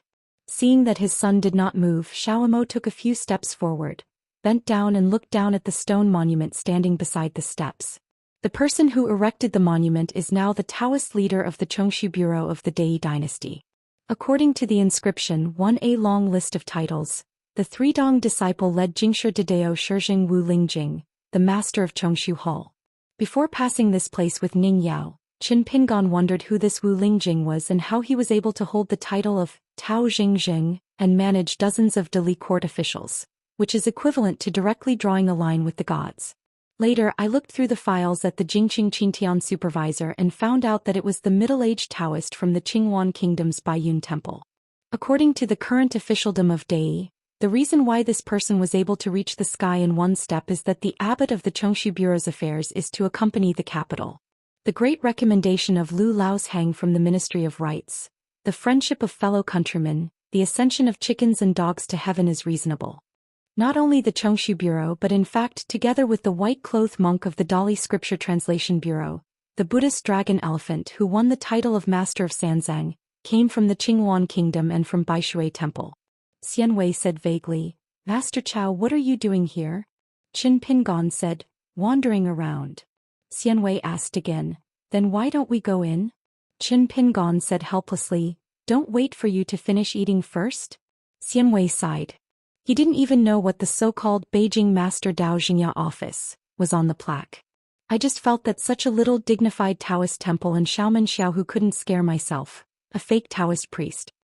After Xianwei finished eating he clapped his hands, let's go take a look. Xiaoguan's concierge was a little Taoist boy. Qin Pingon claimed to be a friend of Daoist Gelying. He came to the Taoist temple for a cup of tea. As soon as he heard that he was a good friend of Gudalu, Xiao Dao Tong let him go, otherwise his Taoist temple would not accept ordinary outsiders. Jingshi Daojing quickly greeted him personally. He was an old monk in the Golden Core realm. He held the whisk in his hand and hit the inspector with a respectful expression, I have seen Lord Qin Shan. Qin Pingon made a polite return and said with a smile, it's disturbing. The old Dao smiled and said, where is it? Lord Qin Shanju is the honor of Daoist Academy to come here. Leading the three to sit in a room, the old Taoist asked the Taoist priest to bring tea to the three distinguished guests. Lao Daojing asked softly, I heard that Qin Shanju has been practicing on the Great Wall of Jianqi for many years. During this period has he ever discussed the Tao and exchanged knowledge with the sage Bai Yujing who sits in the sky? It means the city lord of Xinshao City in the 12th floor of Bai Yujing's 5th floor. Qin Pingon shook his head, it's just a face-to-face encounter from a distance, and there is no intersection with that old god. In fact, it is a pity. In the future he will definitely visit Xinshao City when he travels to the Qingming world, and of course it is only a visit in the literal sense. As for the Zikalu and his ilk, it is another matter. The old Dao nodded, and when this Qin Jianxian had a cup of tea he asked if he could walk around in the Taoist temple. The old man smiled and said that there was nothing wrong with it. Qin Shanju left and watched. Qin Pingon took Xiao Emo and Xianwei out of the house. The old Taoist stood at the door for a moment, and then went to busy himself with his affairs. Qin Pingon came under an ancient cypress tree. Xianwei asked curiously, Xiao Emo, what kind of official is Jingshi Dao? Xiao Emo said, the Taoist priests in charge of all Taoist priests in Dali capital. Good official.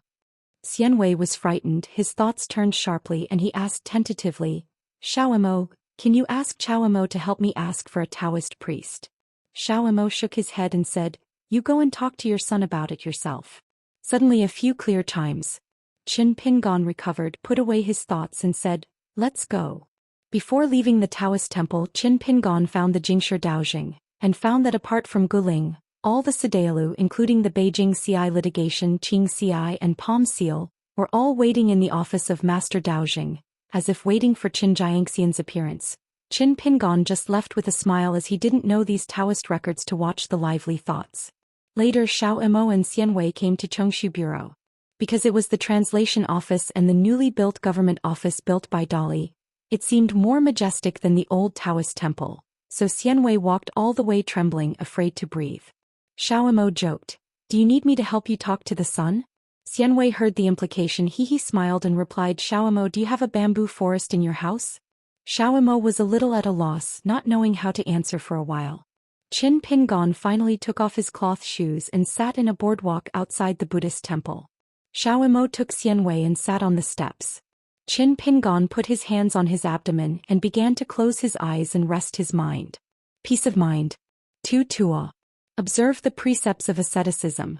There is an old saying in my hometown, plowing fields on stone cliffs. It is used to describe the poverty and hard work of a poor person, to the point of exaggeration. For some reason it was the first time that Qin Pingon came into contact with the Buddhist case in a book, and when he saw the 4 characters polished into a mirror, he would think of this hometown proverb for no reason. Since a person has their own homes of peace of mind, of course, They also have their own places of worry so that people can't wander around and fight against the wall. Senior brother Cui Yang, probably the attic where the ladder was removed, can only look through the small window. The stars are bright, the wind and rain are shining, the Milky Way is shining, the snow is flying, and the lonely moon is lonely. It may also be that after leaving home, looking at a poor teacher outside the window of a school in a foreign land, his eyebrows were flying when he taught the children the knowledge of sages. Aoyang, it may be a mass grave in the wilderness. Wei Bo may be the woman who went into the water to salvage the fragments of the golden body 1,000 years ago. Married woman ghost may be a courageous scholar who reads aloud the books of sages and sages on that mountain road at night. Has been lingering. The more people want to be black and white and the more they want to distinguish between right and wrong, the more painful they are. Unconsciously, Mu drum sounded. Qin Pingon still closed his eyes and said, Xiaomo, you and Xianwei can go back to the house first. Over there. Xiaomo said softly, it's okay, we just wait for the sun. As for that Xianwei, he had eaten Jiafan at the interpretation bureau before. The sky was big and the land was big, the food was the best and the face and everything were kept aside. Although sitting here all the time it made Xianwei feel a bit bored, but compared to the distress of the journey northward in those years, it was actually good and he was thinking about sweetness here. After that, Qin Pingon opened his eyes and looked up. It was already at the heart of the moon to the sky.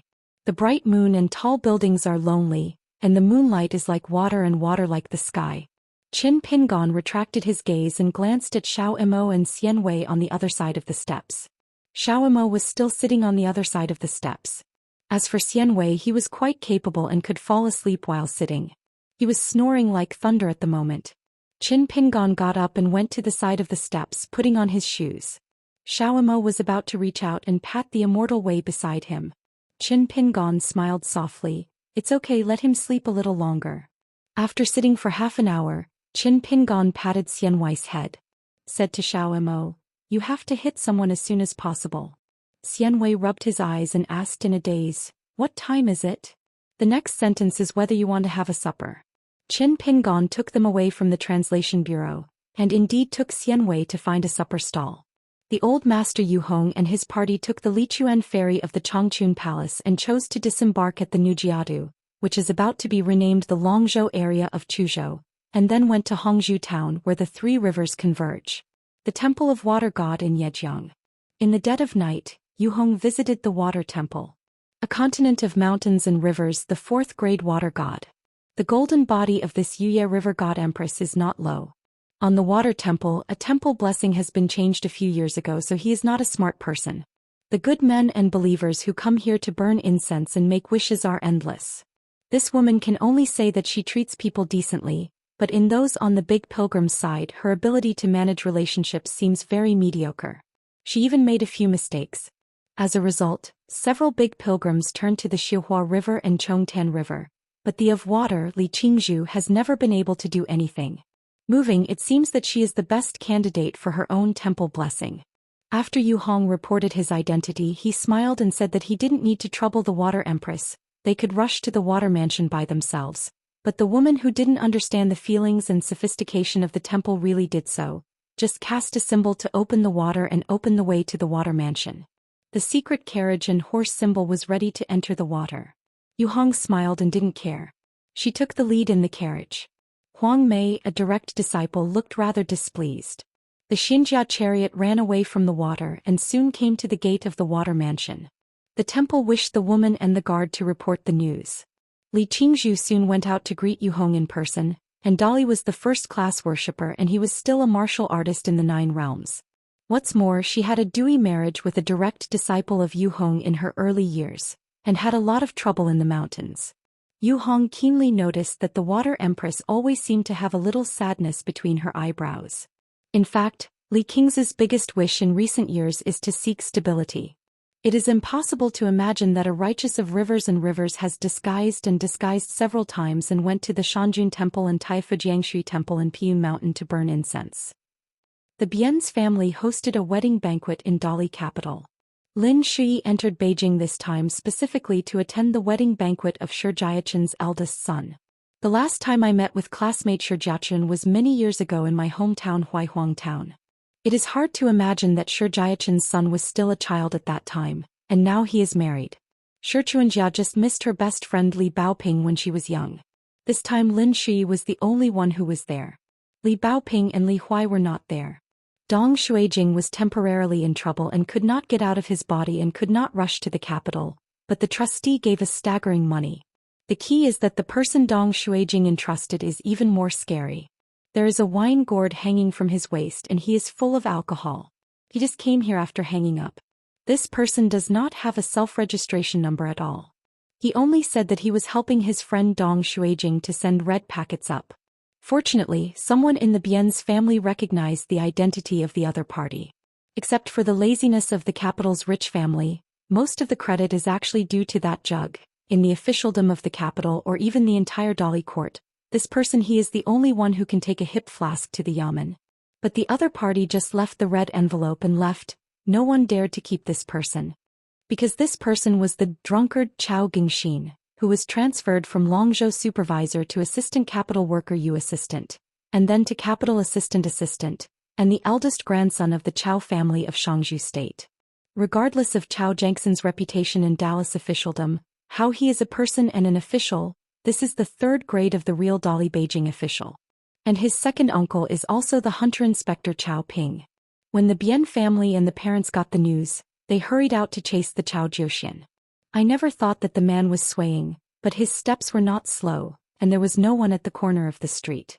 It seemed that during the period she slightly bumped a woman's shoulder and walked back, making an apologize with a bright smile. Seeing that the man looked handsome, the woman probably didn't think she was too disadvantaged, so she just laughed and cursed.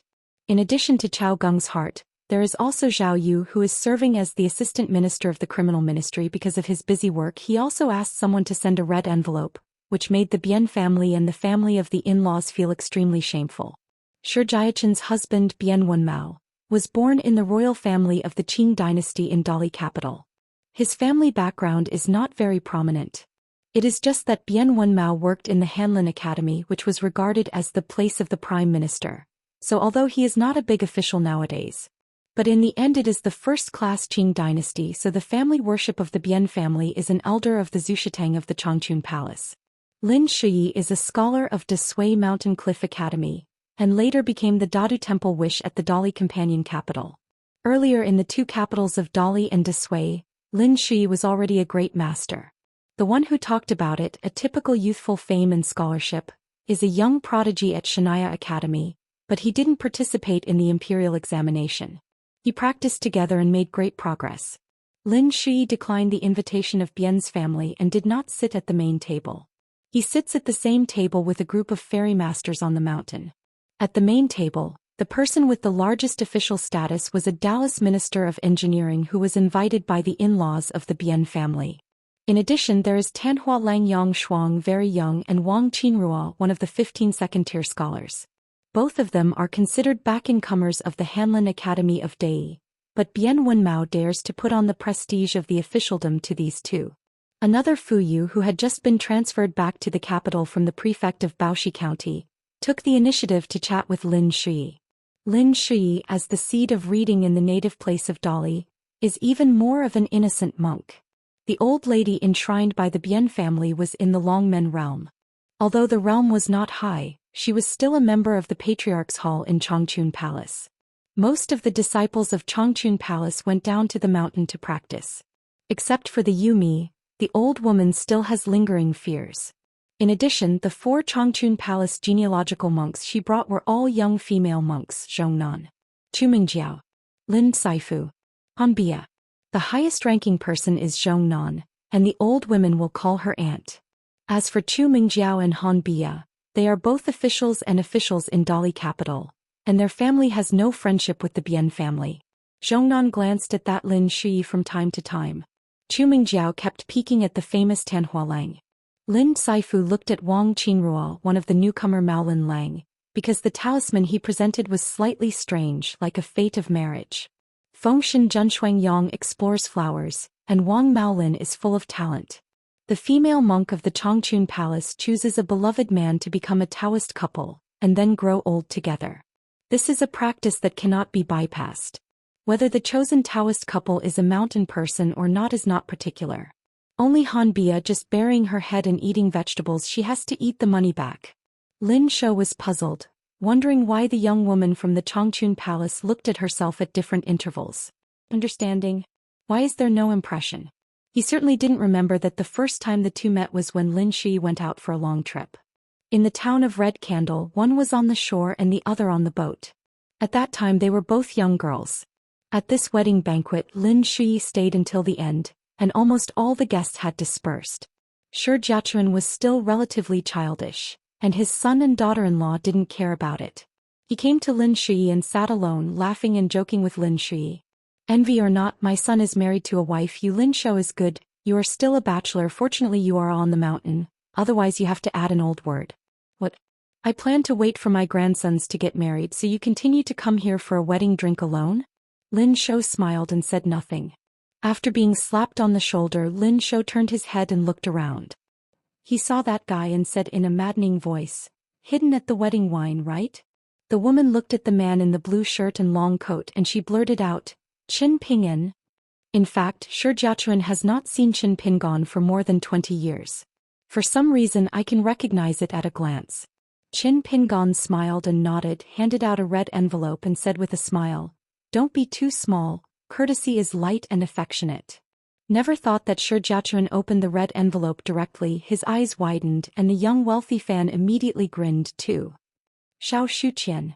Shi Jiachuan returned to his hometown last time, but also failed to see Qin Ping'an. She vaguely learned some gossip. In addition to taking over the two shops in Qilong Alley of the Shi family, Qin Ping'an also bought a few hills to the west and became a big landlord. It's just that Qin Ping'an seems to be away from home all year round. He likes to be busy outside. He is close to Weibo, the monarch of the Piyun Mountain, and he has climbed a mountain that is unimaginable by ordinary people. It's hard not to make money. Good thing. Good man rewarded. Shi Jiachuan's memory of Qin Ping'an is a bit vague. Only one thing is reassuring.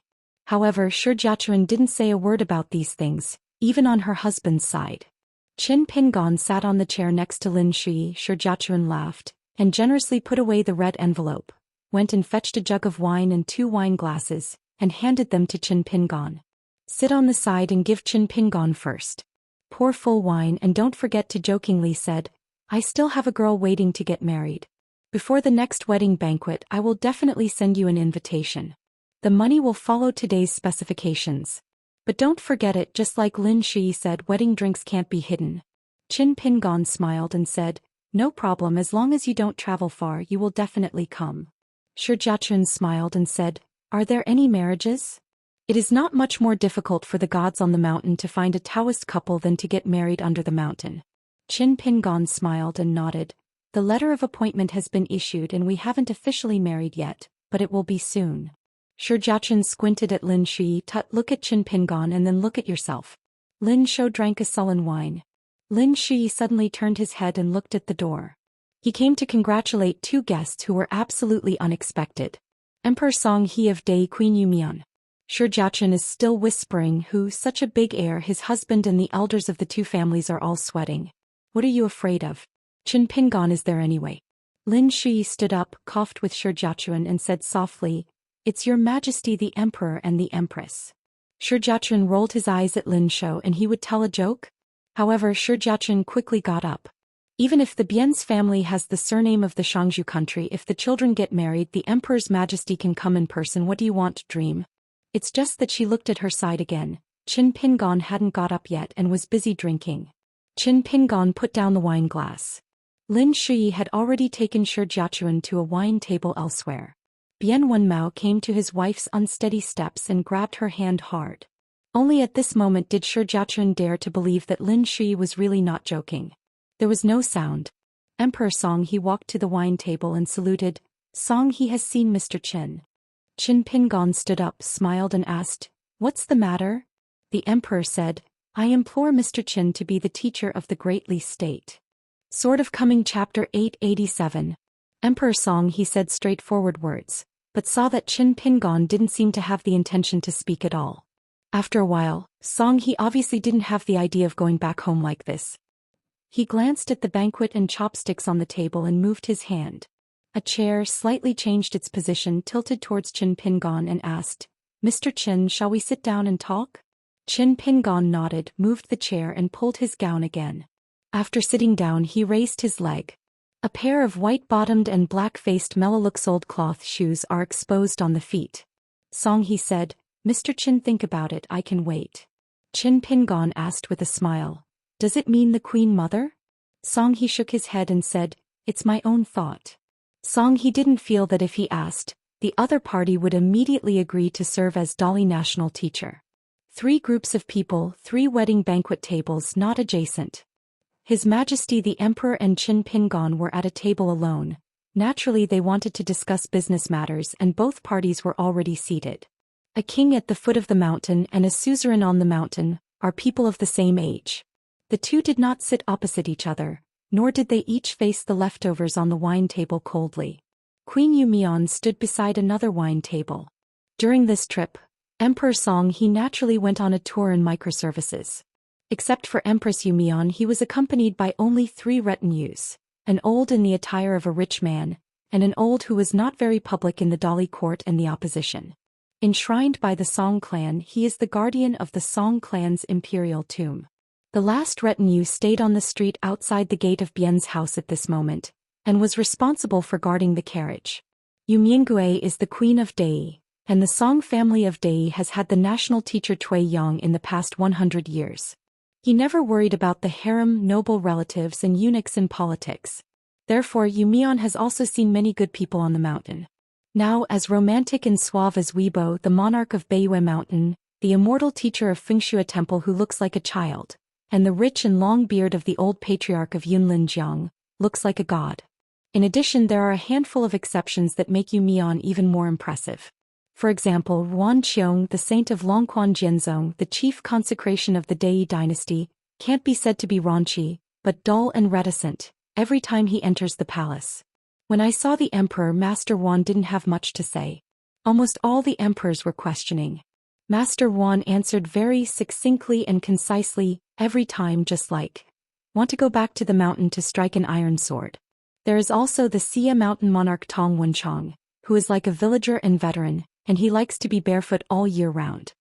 Not to mention standing with Weibo, even if standing side by side with Zhongyue mountain Jinqing, to be honest, she will never judge people by their appearance. I would also sincerely feel that Mr. Tong Shan is indeed a bit shabby. When Tong Shanjun was sitting there, Yumian had to worry about when the other party would pick his feet. As for the young sword fairy in the fallen mountain in front of him, of course he will remember Yumian vividly. Yumian is a very careful woman, she just noticed the pair of finely stitched cloth shoes at a glance. The last table, of course, is the 2 in-laws whose children have just tied the knot. Both of them are officials from Dali capital and they are not big officials, but they are all clear-cut outflows from the Kujia division. But now there is only one who is eligible to participate in the early dynasty Bianwenmao. Everyone held their breath, no one dared to whisper. A pair of newly married couples are flushed with excitement and dreamlike. As the only outsider, Lin Shui sat beside his classmate Shi Jiachuan. Empress Yumian turned her head and smiled and looked at them, stretched out her hand and pressed twice to signal everyone to sit down. After everyone sat down, Bianwenmao found that the empress was still standing there.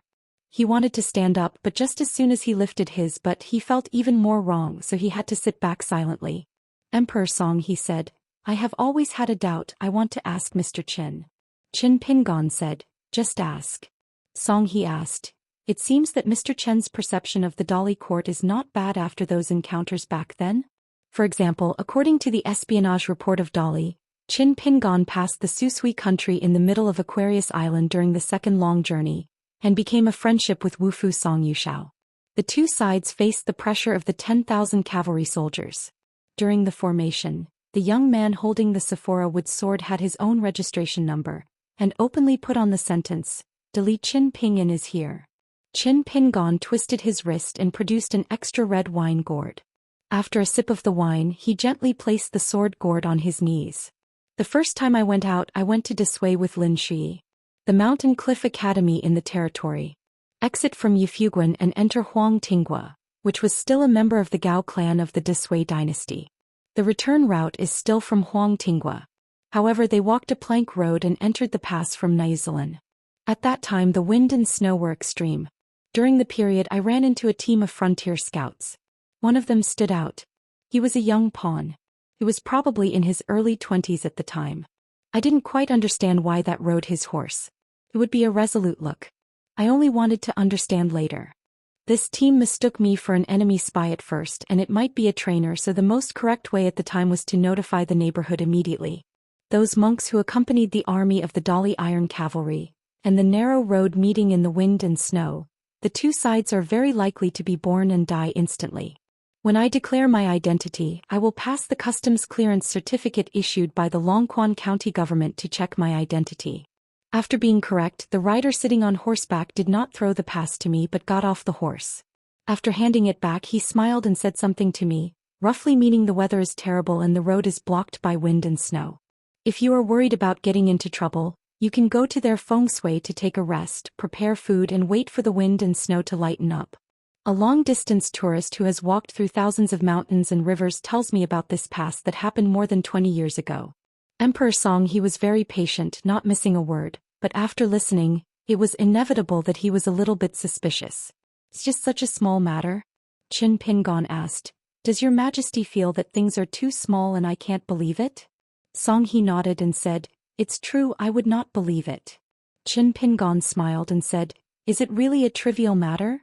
Shaking his head, Qin Pingon asked and answered, I don't think it is necessarily. As a Dali cavalry facing the gods on the mountain, he is not afraid of death. As a frontier scout, he is very concerned about the people of Dali. This made the teenager of Huaihuang County, Longquan County, who had just started practicing boxing and martial arts, a kiln worker apprentice in Muping Lane, who had to worry about stepping on dirty bluestone slabs in Fulu Street, Taoya Lane, got the first relatively clear impression. Qin Pingon carried the sword gourd and knocked on his knees. In my opinion, there are 3 people who can turn the sky into the sky for Howren.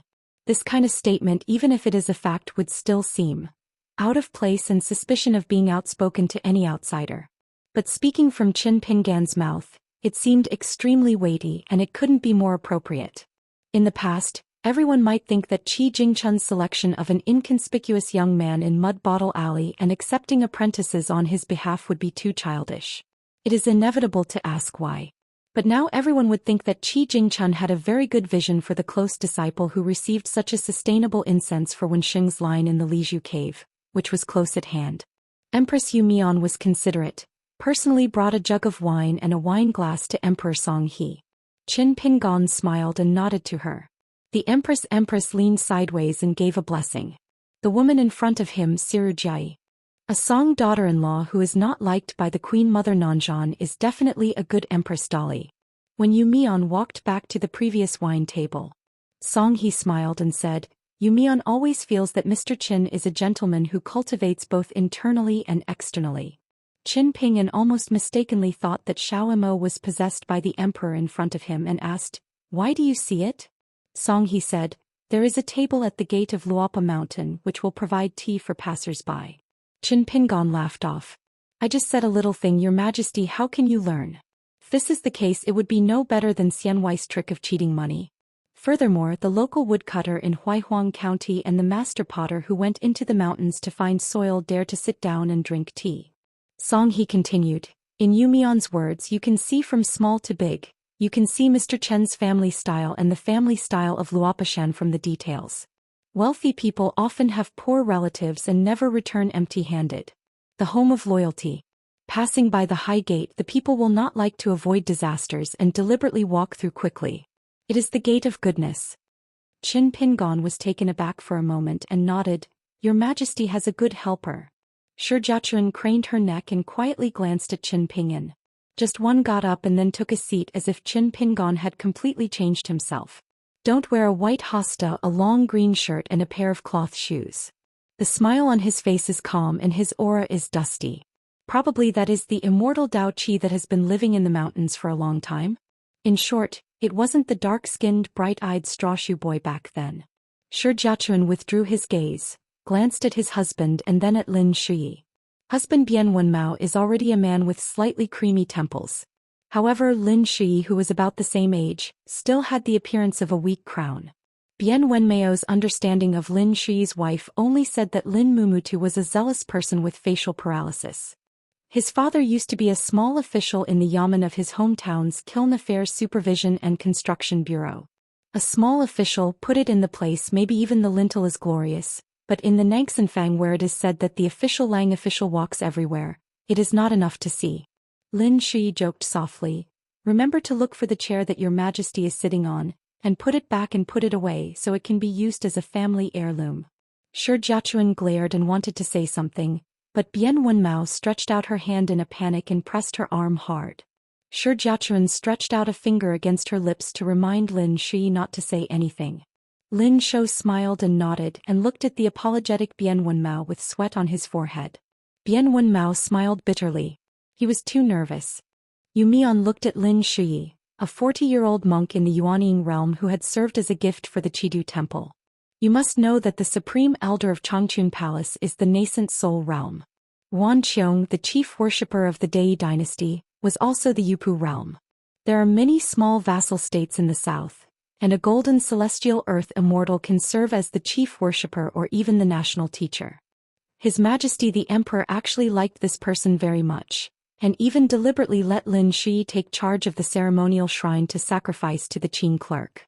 After 7 or 8 years of qualifications in the officialdom of the capital, he could once again be promoted as a minister of ceremonies.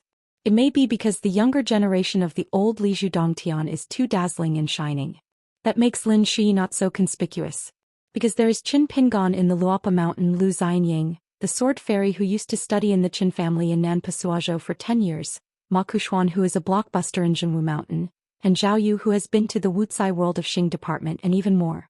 There is Gu Ken the mad disciple, who became the direct disciple of Jing Juzhong in Beidasheng. It seems to have overlooked this Lin Shi who has always been going around in Aquarius Island. There is no unattainable mountain pedigree, no horrifying mountain fighting method, only year after year of concentrated study and silent cultivating, so Lin Shi's so-called famous moves in 2 capitals is actually far underestimated, because nowadays, Lin Shi is only regarded as the golden core immortal on the mountain. The aphorism of Yuan Ying is misleading. Shi Jiachen was really curious. She leaned over, put a hand to cover her mouth, lowered her voice and asked Lin Shou in a low voice, "What is your Majesty talking to Qin Pingon?" Lin Shi said, "I can't hear you either." The mausoleum guard who cultivated in the mausoleum of Dai Emperor set a ban on mountains and rivers that cut off the heavens and the earth. Shi Jiachuan said in a daze, "Qin Pingon is so courageous and chatting with your Majesty is so casual. Is this considered a chattering?" Lin Shou smiled and nodded. Not brave enough to be the last hermit of the Great Wall of Jianqi. Besides, if Qin Pingon was timid he would like Ning Yao? Shi Jiachuan hesitated. Lin Shi said in his heart, "Don't worry, no matter whether the talk is over there or not, it's a good thing for you anyway. Qin Pingon has always done things safely." With Qin Pingon's temper, if Emperor Song he dared to anger his family, the consequences would only be more serious than turning his face on the spot with Qin Pingon. It would be possible to go back to the palace and lift the table directly. But I believe that with today's mind and energy, it will not be so small. Lin Shi still doesn't know, but Qin Pingon has already turned the table with Queen Mother Nanzhan. Shi Jiachuan nodded. Whether it was Lin Shi who had been studying for many years at the school in her hometown school, or Qin Pingon who later became Li Baoping's little uncle, she felt that they were trustworthy. This is a female instinct. Xiao Mo and Xian Wei did not go to the side's house to attend the wedding banquet, but looked for a nearby alley. Xiao Mo stood against the wall. Xian Wei squatted aside and took a pot of wine. He bought it at his own expense. There was no way. He couldn't afford to pay for the money and could not drink the wedding wine, so he could only do it on his own. It doesn't matter, anyway, in the future I will be a cultivator of immortality, and my pockets are filled with immortal money. What are the yellow and white things under the mountain such as gold and silver? It is too tacky and detrimental to immortality. Xian Wei looked at the busy traffic outside Bian's house and said, "Guanglu Temple Qing, the official is not small, not to mention the Beijing official of your Dali dynasty.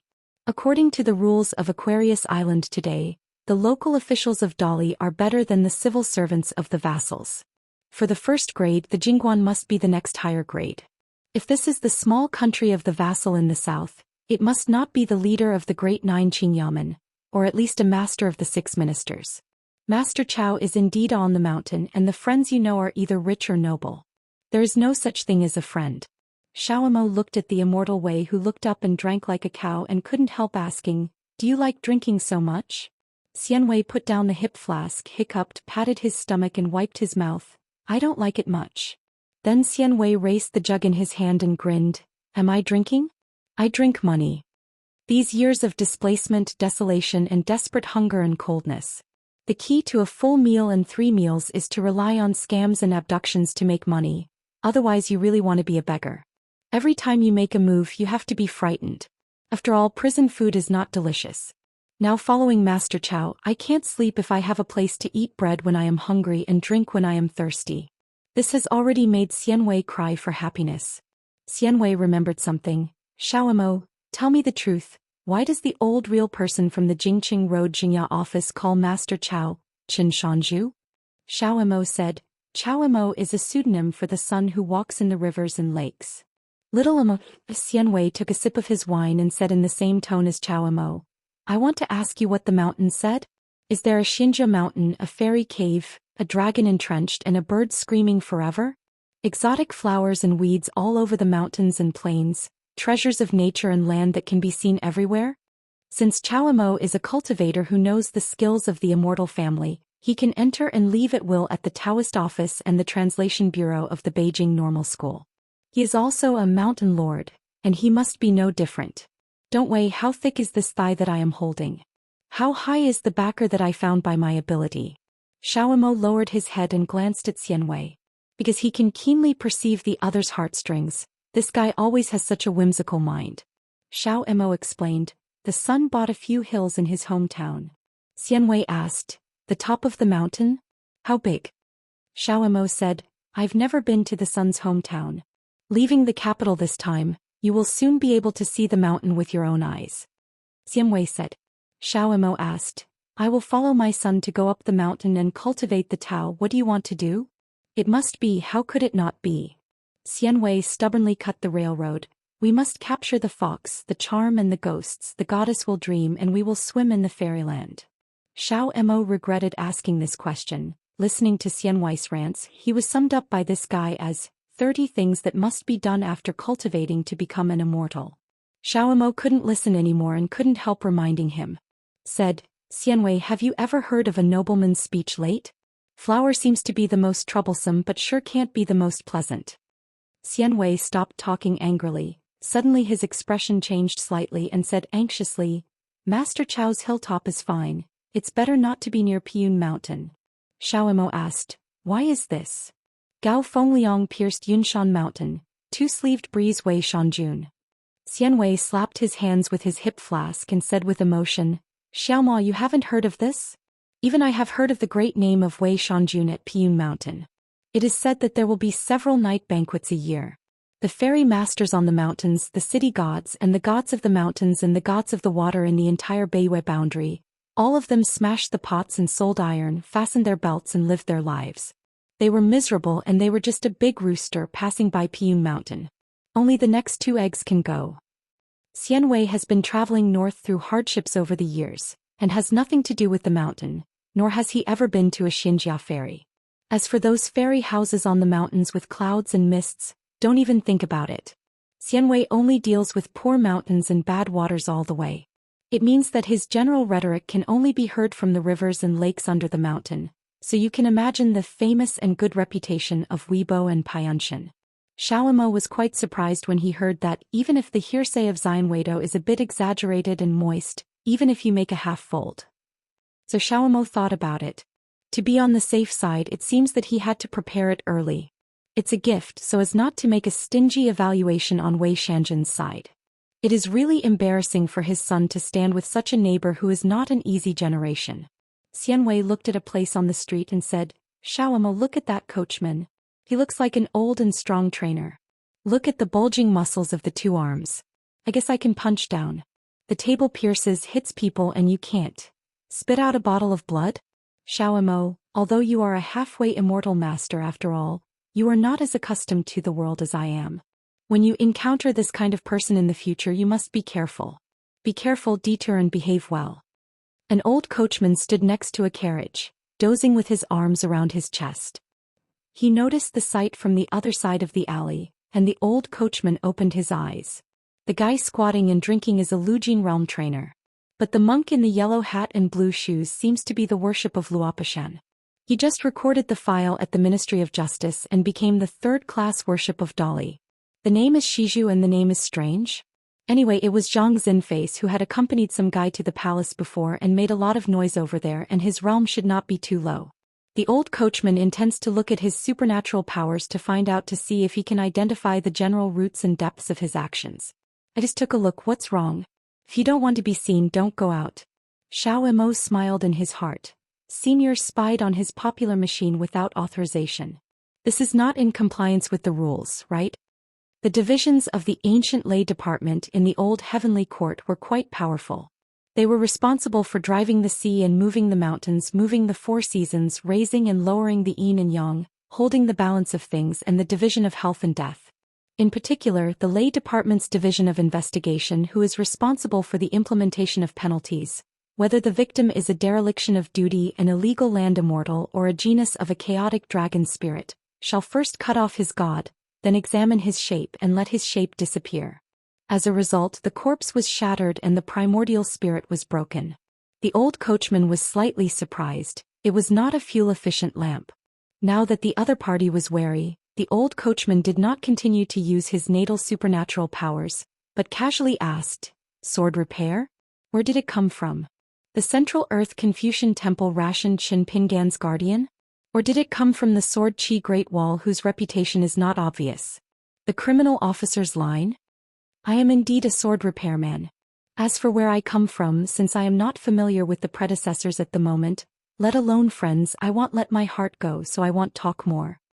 Xiao Mo still smiled. "It's just that the troubled seniors respect my son. It's best not to call him by his first name, such as Mr. Qin or Mr. Qin Shanju. It will be fine." The old coachman was amused. He was so agitated and he was stinking to learn from whom. Even the little baby with the surname Qin seemed to be chatting with himself. He wouldn't be so silly. Besides, when did an upper 5 realm sword repairer lose so much? What can't you do? Go to be a doggy follower for a young man in his 40s. However, the old coachman is now much more cautious in his words and actions, and he tentatively asked, "The fortune teller of Luz was cut by you?" Xiao Mo asked, "Listening to what seniors mean, do you want to be familiar with me? If you want to get acquainted with Xianxia, of course you can only ask the sword and lead the sword." The old coachman almost ignored his temper. The guy in the yellow hat and blue shoes. Look at that warm-hearted, speaks in no rush, for some reason always feels that this person is more owed than Qin Pingan. Just thinking that he had just cleaned up the old Xiao at the flower shed of the Wuxian temple earlier, the old coachman took a deep breath, stopped speaking and closed his eyes again. Xiao Mo asked with a smile, "When did the senior's temper become so good?" The old coachman turned a deaf ear. Xiao Mo stretched out his hand to support the yellow hat on his head and smiled. "In the early years, the Jade Hub Zhongguan division, thunder and lightning, so magnificent, deafening, and the heart trembling when you see." The old coachman suddenly opened his eyes, staring at the young monk who opened the old calendar, and asked each other in his heart like thunder, "Say, where are you sacred?" Xiao Mo smiled. He's just an unknown little person. It was just that he had asked about the sword with the chief officials of Leibu, 1 mansion and 2 houses. Xianwei got up and ran into the alley quickly, but he didn't forget to turn his head and reminded, Xiaoma, that old coachman seems to be staring at you. Don't fight, go out and make money." The old coachman sighed and closed his eyes again. "I can't move the old yellow." At the Bien's wedding banquet lobby, Qin Pingan was a little helpless. Today he seemed to be forced to become the host here, sending out the most distinguished couple of the Dali dynasty outside the lobby. It's just that Qin Pingan stopped after crossing the threshold, and there was no need to send it to the street beyond the mansion gate. Yu Mian smiled and asked, "Dare to ask Mr. Qin, these cloth shoes are sewn by Ning Jianxian?"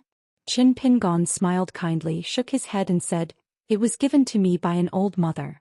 Although there are more than 20 pairs of cloth shoes, I still need to save some wear. The only flaw is that I can't bear to wear them on rainy days." After that, Bian Wenmao, men, women and children of the 2 families, of course had to follow along.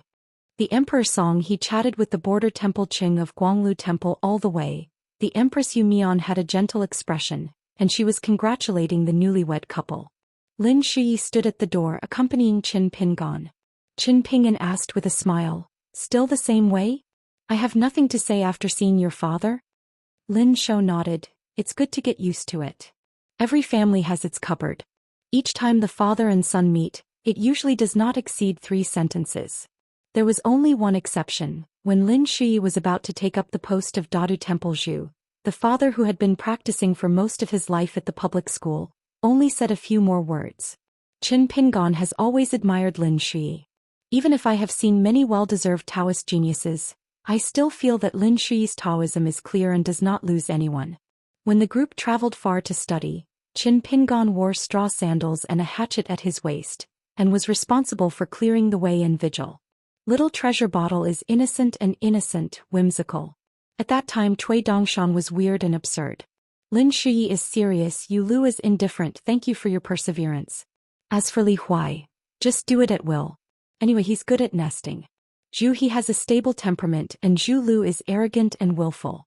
Of course, there is also the alien who Qin Pingan was curious about, whether he could beat Zhu He or not. This is Qin Pingan's first long trip. When returning home there were more girls in pink skirts and children in Tsing-yi, and on the snowy plank road, they also met Bai Zai and Humei Qingying. Shi Jiaqun was the first to come back here. She carried her skirt, rushed back all the way, stood on tiptoe and slapped Qin Pingan's shoulder vigorously. Although I don't know what the Emperor's Majesty came to talk with Qin Pingan specifically, but Shi Jiaqun was smart when he was a child.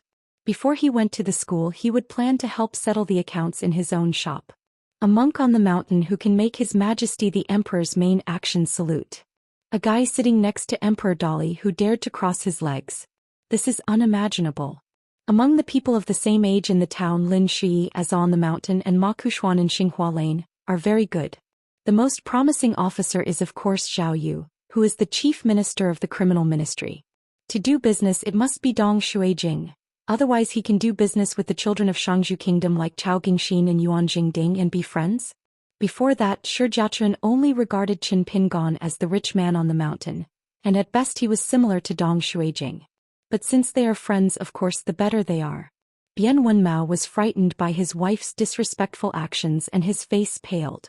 Qin Pingan smiled and said, "It's okay." Lin Shuyi dismantled the platform and said, "It's okay? How can Lord Qin let me deal with it?" Shi Jiaqun grinned and said, "I knew this. The price of the 2 shops in Qilong Alley in my house had to be at least doubled back then. It's really a bargain." Bian Wenmao pulled his wife's sleeve. "On Mr. Chen's side, don't be so rude." Qin Pingan looked at Bian Wenmao and explained with a smile. "Bian Siqing, the last time Shi Jiaqun returned home, I happened to be traveling abroad. If I was not in my hometown, I missed it with you. This is the first time I have traveled in so many years. Beijing, so I didn't meet until today. Don't be surprised. I bought the New Year's Eve shop and Chaotu shop in Qilong Alley at a low price from the Shi family. This favor is great. Today Qin Pingan's elementary money is 2 small summer coins, which are calculated according to the market price on the mountain, which is 200,000 taels of silver. There may be an extra 1 to 20,000 taels of silver. Price. Of course, it is not that Qin Pingan can't come up with 2 guyu money, but it is not appropriate. Bian Wenmao hurriedly laughed and said, "I have often heard Jiaqun talk about Mr. Qin these years. I saw him today and he was well deserved." Now Bian Wenmao works at the Guanglu Temple in Zaijiaqing, serving as the senior of Guanglu Temple. The official is not big, but he is in charge of affairs and holds real power. In his early years, Bian Wenmao was born in the 2nd grade Jinshi. After he left the Imperial Academy he had a lot of toss and turns inside the Beijing Yamen. First he went to the Imperial College and served as an assistant-in-law. Before the temple he had been a Fengli Lang of Taichung Temple. Bian Wenmao's promotion in the officialdom was unhappy, but it was fairly stable. The only problem is that he didn't serve in the 6 government offices. In this life he was a Shaoqing of Guanglu Temple. Bian Wenmao was certain of it. But if he would one day be in charge of Guanglu Temple, he did not dare to have any extravagant expectations. Li Huai told Qin Pingan about this Bian Wenmao, a capital official with eyes on his forehead. He didn't look down on the local buns in these small towns. Everyone liked to answer the question, but he still treated Shi Jiaqun. Not bad. Shi Jiachun smiled brightly, secretly stretched out a hand, shook it gently and signaled to Qin Pingan that there was no such thing at all. Just listen to the kind words of her husband. As soon as Qin Pingan and Lin Shou left the Bian's house, Lin Shi asked, "Would you like to sit in my house? My father was born in a kiln and your elders are well connected, so I guess I have some chat with you." Qin Pingan shook his head and said earnestly, "Shi, the old man is no longer young. Don't look at your father without a smiling face on your side. As long as you become a relative, then you will not be concerned about sons and daughters and other generations of kissing. It doesn't make sense to say that your father's smiling face in one day has been kept for more than a year on your side. If you don't believe it, we can make a small bet on eaching just 2 small summer money." Lin Shou smiled and his lips moved slightly. At this moment the silence was better than the sound and he gave Qin Pingan a roll. Qin Pingan took out a booklet from his sleeve and said with heart, "Mr. Qi promoted the Lei Ju and there are still some discrepancies with the Long Hushan Tian Shifu. By chance I learned a little bit of Fur and compiled it. This booklet, your qualifications are good. After reading through it, see if you can make progress in every possible way." Lin Shi slipped into his sleeve and laughed angrily. "If you give a gift, just give it. Don't say it's like receiving a gift." Qin Pingan tut and said, "You have a face to say about me? You, the gift recipient, are like a gift." Lin Shi asked, "Is this back?" Qin Pingan nodded and said, "I will leave the capital soon, either today or tomorrow, and then I need to rush to Tongyi's Hao immediately to establish the next festival. The specific time has not yet been determined, roughly at the end of this winter or the beginning of spring next year. Anyway, go if you have time and forget it if you don't have time." Lin Shi said, "If I can't get to Tongyi's Hao, you can ask Dong Shuijing to count my good money together. Anyway, he has a lot of money in his pocket. In Qian's eyes, he likes to be a rich man. Apart from having no ability to make money, he deserves to be a bachelor." Qin Pingan held back a laugh. Lin Shi is generally not like this. The exception is Dong Shuijing's side. The reason is very simple. The 2 former classmates both missed Li Lu when they were young, and became rivals for each other. In the end, neither of them turned out to be the end of the game. Li Lu did not marry. When Li Lu married a foreigner, Lin Shi and Dong Shuijing now meet each other again. It's a different kind of dislike to see each other. Probably both of them have both on their foreheads. I was put on a label by the other party written in 2 big characters, waste. Lin Shi was about to leave and looked at each other with Qin Ping and Qin Pingan, and Xiao Mo said in their hearts. They told him to take Xianwei to follow them and walk to Chunshan Academy together. On the carriage, Yu Mian asked, "What did Mr. Qin say?" Emperor Song, he rubbed his eyebrows. He said that next time he passes by the capital, he will give an exact explanation. Yu Mian stretched out his fingers, gently twisted the emperor's sleeves, squinted and smiled and said charmingly, "Don't get sulking." Song, he laughed blithely, holding her hand backhand. "Envy Mandarin ducks but not immortals."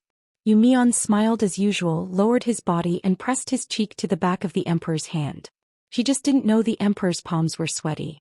Obviously, after she sent her hip flask and wine glasses, the 2 parties did not talk easily. Chunshan Academy. The old scholar waited for his disciple Qin Pingan, before passing on his disciple Lin Shi. Lin Shi is very good, but he is still not good at bachelor. The old scholar had a very good impression of this college. This was not here last time, and he recognized a distant nephew named Zhou Jiegu at no cost. The old scholar was waiting at the gate of Chunshan Academy. He will soon return to the Qinta Confucian Temple. The old man held his hands and looked up at the plaque in the college. Spring Mountain. The words are well written and the names are also well obtained. The spring of Qi Jingchun, the mountain of Cui Dongshan.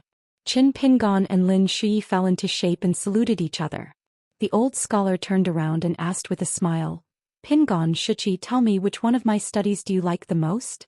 Qin Pingan's answer is to encourage learning. Lin Shi's reply is on Tianlun. The old scholar stroked his beard and smiled, "They are all excellent." The 3 of them walked into the academy together and the old scholar slowly said, "The gentleman said learning is impossible. Knowing the difference between heaven and man, it can be said to be very human. The stars follow the rotation, the sun and the moon pass the bamboo. The 4 eras are imperial, the yin and yang are greatly transformed, and the wind and rain are beneficial. The sky sees its bright, the earth sees its light, and the gentleman cherishes its pure and complete." The change of heaven and earth, the transformation of yin and yang, and the rarer things. The strangeness is also possible, but the fear is also not. Therefore a gentleman must choose his hometown when he travels. Are there any doubts about Tianluan? There are several places. Okay, there is no doubt about reading, it is equal to the intestines, we just walk and talk, you ask and I answer. By the way, if you encounter similar academic problems in the future, you can send a letter to the Gongda Lin. As for the practice, if you encounter the problem, you can directly ask Jingsheng Shiping. Taoism is one way. I can help you transfer it to Fu Lu Yushuan or Zhao Tianshi, but these two are not too busy now and may have to reply to you later. But if you encounter a bigger problem. Qin Pingon smiled and said, as long as I am short of money, I will definitely not charge interest. When I have money and when I will pay back, I will definitely not call for debts. The old show will smile heartily. Listen. What is a proud disciple? Lin Shi stretched out his hand. Bring it. Qin Pingon was stunned. What? Lin Shi said, to break the bottleneck of yuanying, I need a few foreign treasures. I estimated that I would need 100 grains of rain money. I'm really worried. I came to Beijing this time to raise money. Qin Pingon leaned forward and looked at his husband. The old scholar coughed and looked ahead. The scenery of Chunshan Academy was extremely beautiful. Qin Pingon slapped Lin Shi's hand. Wait a few days before I return to Luopa Mountain and ask the accountant Wei Wenlong for money. It will definitely not delay your business. Lin Shi put his hand away and asked with a smile. Dang Shan, don't you have any private money? Qin Pingon said awe-inspiringly. What kind of private money does a man want? The old scholar immediately understood why he was in the line of Wenxing, and the close disciple alone was able to find a daughter-in-law. This comprehension is hard to get. Lin Shi asked a few questions about scholarship. Although there were not many problems, he was an old scholar who was regarded as the ancestor by seniority. He spoke very carefully and took half an hour. After that, Lin Shi left the academy and said that he was going home. One trip. Qin Pingon said in his heart. If you need someone else to protect the road before the retreat breaks the border in the future, you must remember to say hello to me. As long as I am not in another continent at the time, I will protect you. How about? Lin Shi made a rare joke. I am so polite with the little uncle, that's all. Qin Pingon reminded. 1 yard goes to 1 yard. When you enter the upper 5 realms, you have to return the cost of 100 grain rain coins. I make an exception and give you a 20% discount. Lin Shou smiled and said nothing. Qin Pingon felt that the matter was suspended. Returning to the mountain gate the same way Lin Shi Yufeng returned to the capital. During the period, I met a young man with a yellow hat and blue shoes, and a young Taoist priest who looked around and curious. The old scholar took out a kit from his sleeve and handed it to Qin Ping, and Qin Pingon received the kit in a bewildered manner, and opened it to see that he was surprised that there was the colorful knot of ant fangs inside. It is refined from the lifeblood of the gods of flowers of Baiwafudi. The old Shutsai smiled and said, why don't you get married? Senior Ant Feng asked you to hand it over to the flower master of Baihua Fudi. The only requirement is to let the December flower of Fudi come here with her sincerely. Apologize. Ant Feng means that this thing is rare. You can't run errands in vain at that time. You have to ask Fudi for the title of Taishang Kiching. If you don't give it, you don't give it away. There are many flower gods in the 100 flowers, and the December flower is the highest. Among them, the blessed land flower owner is the head. After that, the 4 life masters who are responsible for the 4 seasons of flowers bloom, and then the 7 flower gods who hold the moon. Empress. In December, the goddess of flowers each has his own natal guest. This position will certainly not be left empty. In addition to that, there will be more senior guests, but most of them are wishful thinking of the goddess of flowers. For example, Bai is the grandest guest of Peony, but Bai will not travel to Baihuafu as a guest. As for the grand guest of the entire 100 flowers fortune land, after the catastrophe of the blessed land of violent winds, anger and withering flowers, it has been hanging in the air for thousands of years. What is waiting is who can retrieve this colorful knot from the Feng Jiamazi. Qin Pingon said, Sir, I know how Senior Ant Feng's speaking style is. I can help deliver things and talk, but the grand guest of this whole blessed land, even if 100 flowers and fortune take the initiative to give it to me, I won't want it. The old scholar smiled and did not persuade him for the time being. If the negotiation is not made, The god of fortune flower is unwilling to come here to admit mistakes. You have to promise Aunt Feng to protect the flower pickers on the mountain from being killed. When I turn around, I will send a letter to the Flower Master Empress, personally teach the tips and tricks. For example, let them accept the colored knots first and then suddenly change their words. If you, Mr. Chen, don't agree to the guest, you won't go to Ao Pingzhou to ask Aunt Feng to apologize. Qin Pingon hesitated to speak but stopped.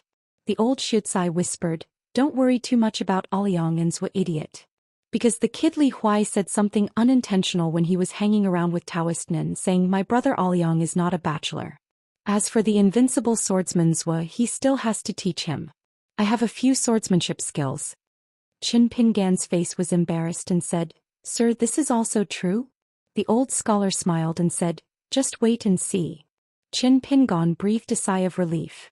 The old scholar turned his head and waved vigorously and shouted, "Xiaoma Xiaoma this way." After hearing this, Xiaomo asked Xianwei to stroll around by himself first, and came to Mr. Wenxing alone.